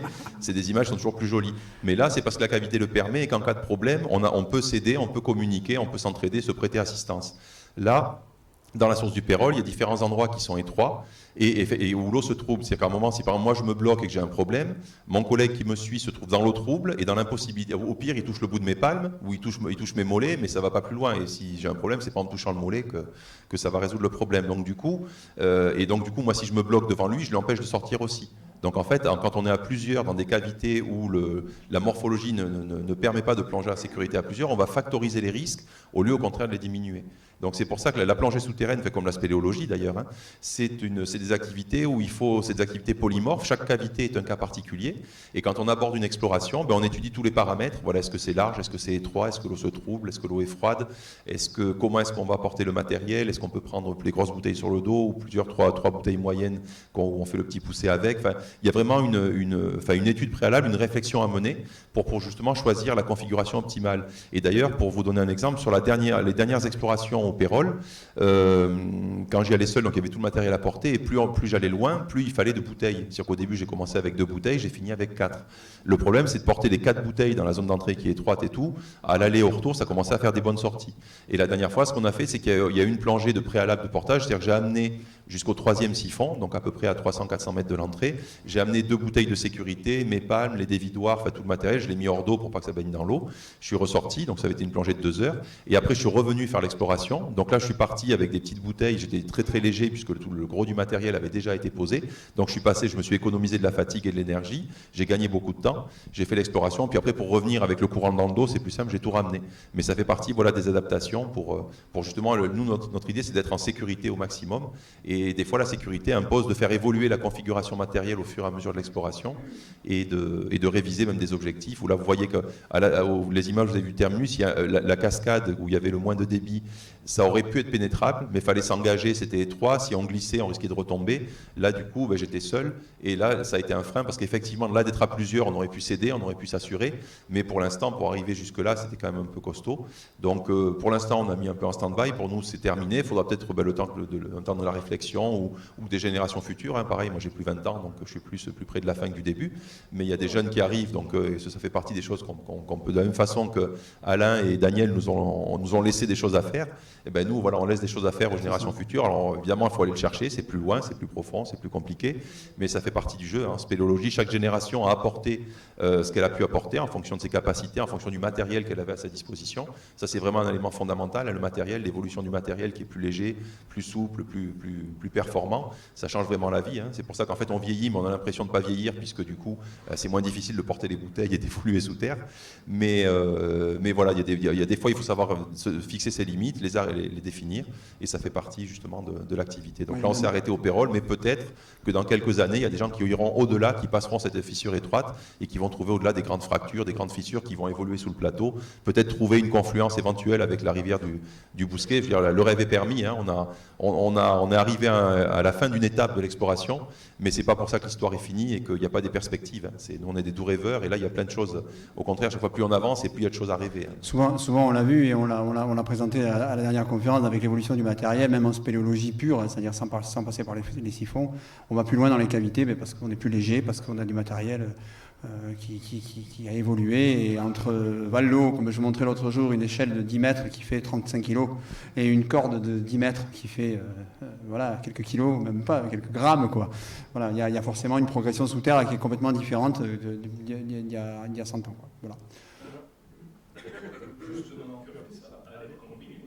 Oui, c'est pas profond, là. On a 8 mètres de fond, donc on peut respirer de l'air sans problème. En fait, on peut respirer de l'air sans problème jusqu'à peu près 30 mètres, voire un peu plus, ponctuellement. Là, là, c'est vraiment pas des profondeurs abyssales. Il n'y avait pas de problème de décompression, de palier à respecter. Là, c'était...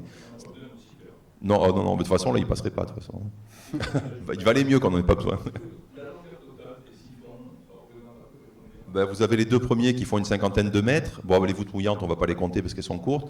Vous avez le 3e qui fait 380, donc là, du coup, on a un peu plus de 400. Et après, il y en a un de 50 et un de 80 encore. Donc, oui, le plus profond, c'est 8 mètres. C'est l'endroit où on remonte dans la fissure, où je m'étais trompé, là où je n'ai pas trouvé le bon passage, où après, j'ai trouvé le passage pour aller au S5. Alors, il y a celui qui est désensablé, mais où il y a un petit peu une revanche, et il y a tout au fond, donc là on n'avait pas d'image parce que la caméra, la batterie est tombée en panne juste avant. Il y a un siphon qui fait 5 mètres, qui est très étroit, et donc on a replongé, qu'on a franchi, et derrière il y a une grande fracture, pareil un petit peu comme au Pérol, une grande fracture verticale. Par contre là, l'eau vient de la base de la fracture, c'est impénétrable, et puis je remontais un petit peu, c'est une grande fracture qui est concrétionnée, il y a des coulées de stalagmitiques qui sont dessus, et donc alors j'ai pas pu monter tout en haut parce qu'après pareil j'étais seul, il aurait fallu s'assurer, donc là je me suis arrêté, mais j'ai pas eu l'impression que ça continue. En tout cas le courant lui venait d'en bas. Autant au Pérol le courant il vient d'en haut de la cascade, vous l'avez vu, autant à l'Abeille le courant vient d'en bas, donc de la partie impénétrable, et alors il y a peut-être une possibilité en passant par au-dessus de retomber derrière, hein, une probabilité, mais enfin bon là on va le laisser aux générations futures. Voilà, c'est un Fred, je sais pas où est Fred. On va le laisser aux générations futures celle-là. Ah.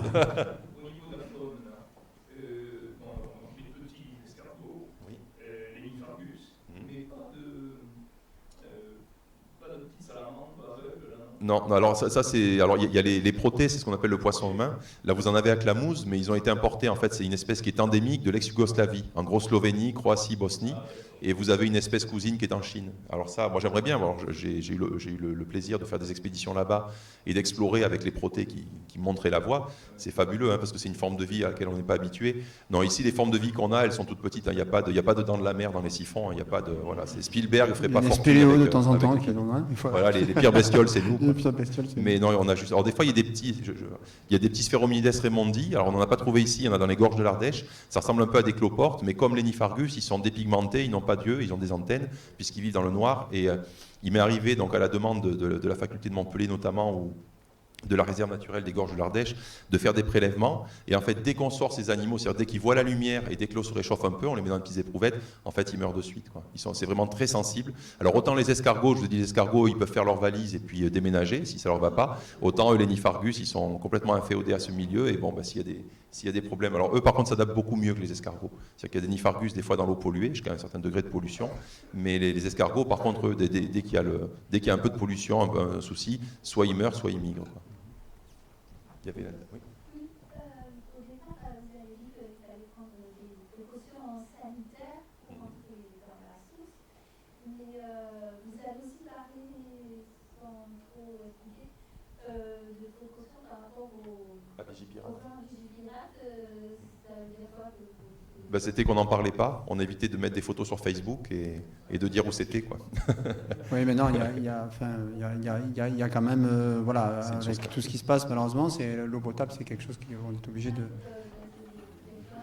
Voilà, donc même on positionne, non, voilà, on positionne pas la source est fermée, elle est pas accessible, il y a une grille, il y a toute cette vigilance qui est mise en œuvre. Voilà. Aujourd'hui, les bassins d'eau potable sont surveillés, beaucoup sont sous caméra. Toutes les sources, voilà, c'est comme ça.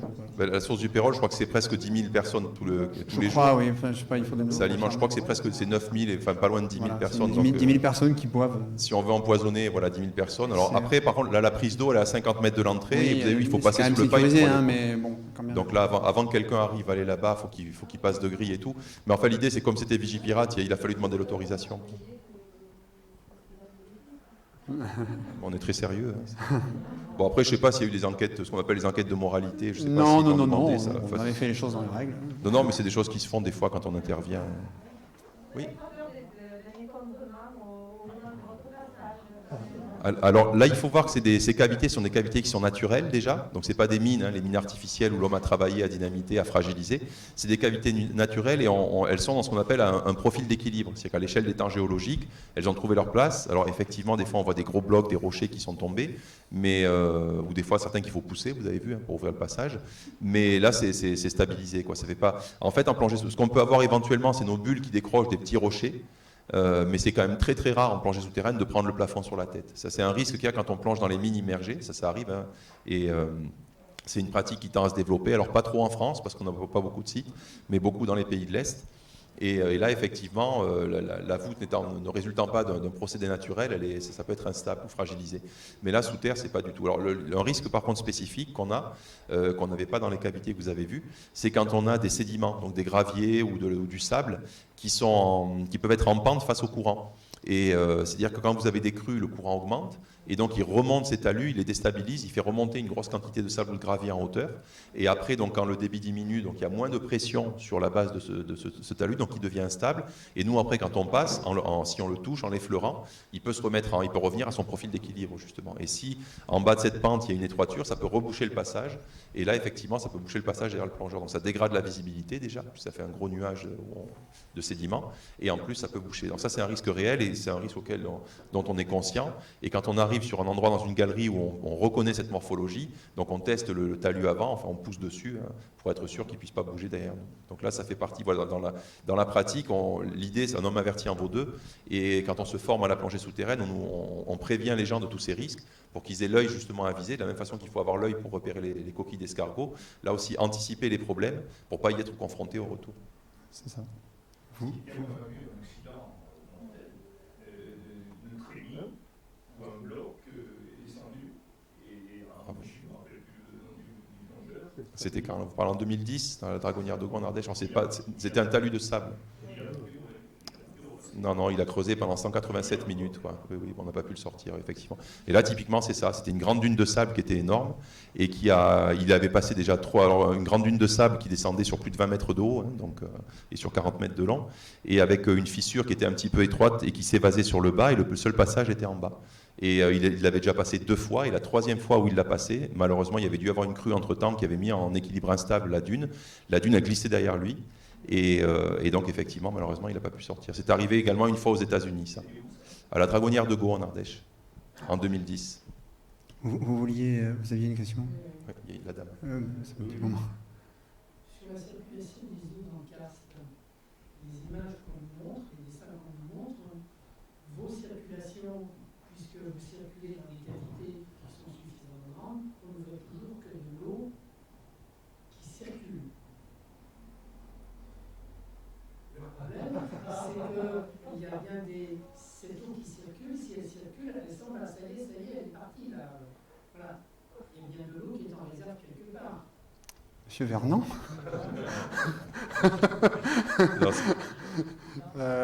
C'est pas une logique de château d'eau en fait. Il faut penser le karst, la montagne calcaire, c'est un peu de la plomberie. C'est des galeries. Alors là, effectivement, vous avez vu dans les images de l'abeille, vous avez des galeries latérales.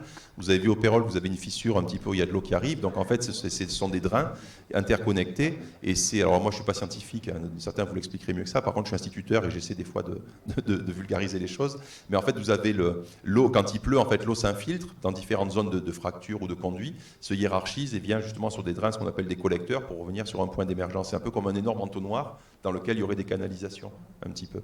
Et effectivement, alors l'eau est en circulation et en fonction du niveau de l'eau, il y a par exemple à Pérol, quand on a fait ces explorations, on avait commencé, je crois que c'était pendant l'automne, il y a toujours eu de l'eau, mais on sentait le courant. Et les dernières explorations, il y avait eu des pluies, le niveau était beaucoup plus puissant, on sentait beaucoup plus. Donc en fait, c'est le débit qui va varier, mais très souvent, des fois il y a des rivières qui se tarissent, mais dans ces rivières souterraines comme l'Abeille ou Pérol que vous avez vu ce soir, il y a tout le temps un écoulement. Alors avec plus ou moins de débit, mais c'est tout le temps alimenté. Alors oui, voilà, c'est... je sais qu'il y a certains calcaires qui ont ce qu'on appelle une capacité de rétention des eaux. Qui sont, en gros, c'est comme qui serait un petit peu comme une grosse éponge, quoi, pour simplifier. Parce qu'on oppose le karst aux autres formations géologiques, quand on a une source, c'est une eau qui imbibe en quelque sorte, qui est entre les granules, qui est entre les particules du sol, et donc qui est en réserve, puisqu'il y a un certain nombre de situations où, dans le karst, le problème du karst, c'est que s'il y a une pollution, cette pollution est conservée dans l'eau, alors que dans d'autres secteurs, quand il peut y avoir une pollution, la zone que franchit l'eau au travers des particules fait qu'elle est épurée. Oui. Le karst. En tout cas, le karst ne filtre pas, ça c'est sûr, hein, ça c'est certain. C'est-à-dire que là, par exemple, si vous avez des sources sur le Larzac, s'il y a un accident sur l'autoroute, il y a les bassins de rétention qui sont faits pour drainer, il n'y a pas de souci. Par contre, si vous avez une sortie de route d'un véhicule avec des produits toxiques et qui s'écoulent sur le plateau, on va le retrouver dans la source qui est en dessous, hein, ça c'est clair, quoi. Mais après, bon, je ne suis pas spécialiste, je ne suis pas géologue. Hein, mais... J'ai entendu il y a quelques semaines le mot d'épikarste. Oui, c'est la partie superficielle. Ça dépasse mon degré de compétence. Là. C'est pareil pour moi. Oui. Des concrétions, en fait, c'est quand vous avez l'eau en fait qui traverse justement l'épikarste entre autres et le karst, et quand elle réapparaît à l'air libre, en fait, il y a une sorte de précipité chimique qui se fait, comme elle est chargée justement en sels minéraux, et ça fait donc des stalactites et des stalagmites. Alors les concrétions, c'est les stalactites qui tombent, les stalagmites qui montent, les colonnes quand elles se rejoignent. Des fois, ça fait des draperies, ce qu'on appelle des coulées, c'est-à-dire qu'en fait, la roche en place, la roche mère, en fait, est recouverte par tout ça. Vous en avez vu un petit peu sur le film, les stalactites qui pendent du plafond. C'est ce qu'on appelle le concrétionnement, c'est un terme générique. Vous vouliez Juste pour vous demander, donc, de votre club, vous êtes le seul plongeur? Alors moi je fais partie d'une association. Là on fait pas, on s'est rassemblé en fait à 2 associations, et dans mon association on est en fait, moi il y a l'association qui qui a une existence physique en fait pour organiser les choses, les conventions, etc. Mais on est plusieurs plongeurs et même on est en réseau. Alors c'est vrai qu'il y a moins de plongeurs que de spéléos parce que c'est une activité quand même qui est pointue puis qui demande vraiment de s'entretenir parce qu'on peut pas la pratiquer en dilettante. Hein. Mais en fait on est en réseau. Donc par exemple quand il a fallu faire des images et prélever du sable, j'ai appelé un copain qui habite pas loin. Et puis il y a d'autres explorations qu'on mène avec d'autres. Là, par exemple, au Banquier, il y a un plongeur. On fait les explorations pour aller au fond avec un collègue du Gard et un autre de Marseille, quoi, en fonction du niveau de compétence, des techniques qu'il faut maîtriser. Donc, on est un petit peu en réseau. Donc, nous, on n'est pas un gros nombre de plongeurs, mais on est en réseau, on s'appelle, on se voilà, en fait, l'idée, Larzac Expo, c'est pareil, c'est qu'on n'est pas des clubs de spéléologie. On ne va pas avoir la compétence pour pour amener les gens sous terre, ou pour former les gens sous terre, ou pour aller faire... Nous, on s'est vraiment concentré autour de l'exploration et de la recherche, de la diffusion de l'information. Et là-dessus, on appelle toutes bonnes âmes qui ont envie de venir, tous spéléologues de tout horizon confondu. Et Franck parlait de la grotte du Banquier, les gens de Marseille, on a des gens de Paris, des gens du Berry, on a des gens des Alpes-Maritimes qui viennent de partout. On a été jusqu'à 80 spéléologues qui sont venus pour le projet, pour la cavité et Des pour la faire Gardois avancer. aussi, même. Hein, Même des Gardois. même des Gardois. Voilà. De la formation. Vous avez une estimation du débit à la sortie du Pérol? On a plus Bah, qu'une ça- estimation. Oui, On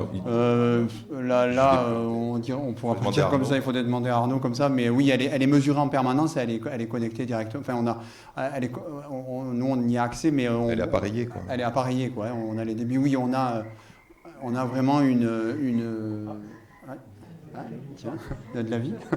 Non, mais c'est Oui, ça, il y a tout ce qu'il faut là, comme ça, de tête, je me souviens, mais c'est assez important. Hein. C'est très important, hein, le volume. Je ne sais plus, Nicolas me l'a dit l'autre jour, mais... Ouais, vous avez parlé des traçages et des avennes et du partage des eaux, ou je sais plus. Oui. Il n'y a pas d'avennes, même loin par rapport à la zone que vous avez montrée, il n'y a pas d'avennes au-dessus? Pas de connu pour le moment. Ouais, d'accord. C'est toujours pareil. Il y en a un qu'on est allé On voir. rentre plus loin sur le Larzac et ils partent côté Sorgue ou pas du tout? Alors, oui, la grotte, hein, Il y a une faille après. Il y a Voilà. c'est la faille de Saint-Michel. c'est la faille de Saint-Michel en fait. Et donc du coup, tout ce qui vient au-delà de la faille de Saint-Michel part le coup de Sorgue. Ouais. Ouais. Bah, par exemple, l'eau qui est captée sur le plateau du Larzac et qui alimente le Caillard, qui alimente Saint-Maurice-Navassel, qui alimente la Bacrie, qui alimente tous les villages du plateau, est pompée du côté atlantique. Voilà, dans les cavités qui sont du côté atlantique et qui ressortent du côté Sorgue. Donc ça fait partie aussi des projets sur lesquels on va travailler dans l'année qui va arriver, puisque le syndicat des eaux de l'Odève a récupéré la compétence et le Tivon du Larzac a disparu, a été englobé par la communauté de communes. Et donc à partir de là, les captages du Larzac, eux, sont sur la partie atlantique, alors que les captages vers l'Odève sont sur la partie méditerranéenne. On est vraiment à la limite, c'est l'Escandorgue, là, cette ligne de crête, puis jusqu'à voilà, au Caillard. Là, on a vraiment une ligne de partage. Alors, ça se redessine après, ça repart vers le Durzon, et ça retombe dans ce coin-là après. Mais au niveau des rives, d'un côté à l'autre, on peut voilà, quoi. Jean, oui. Je me souviens de galets de basalte dans la rivière souterraine de l'Abeille.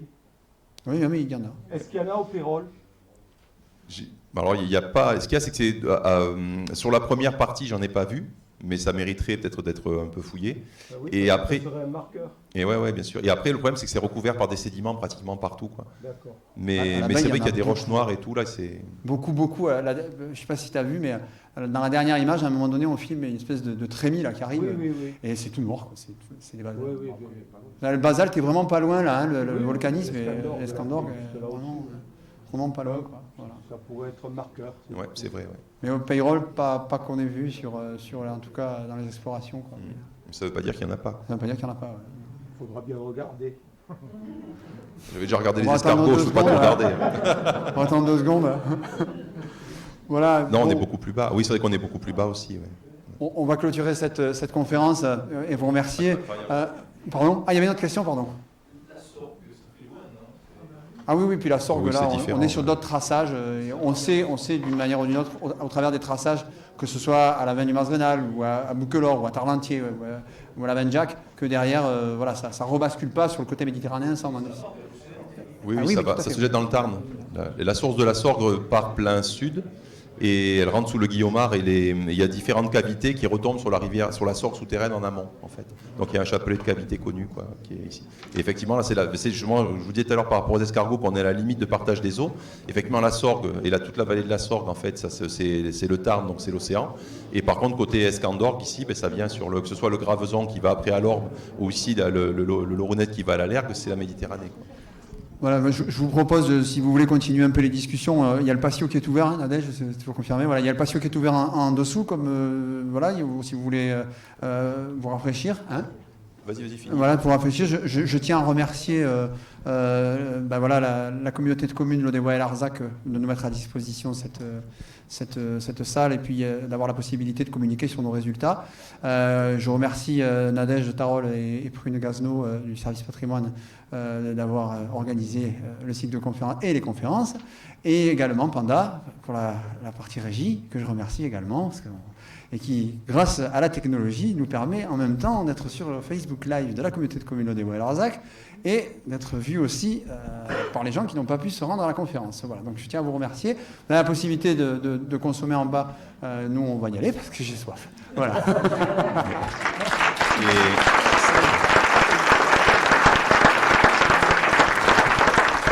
Si les ambiances des rivières souterraines vous ont plu, j'ai fait un livre de photographie qui est en vente, qui est à l'entrée, si ça vous intéresse, pour emmener chez vous quelques images. Ils sont à disposition. Merci beaucoup.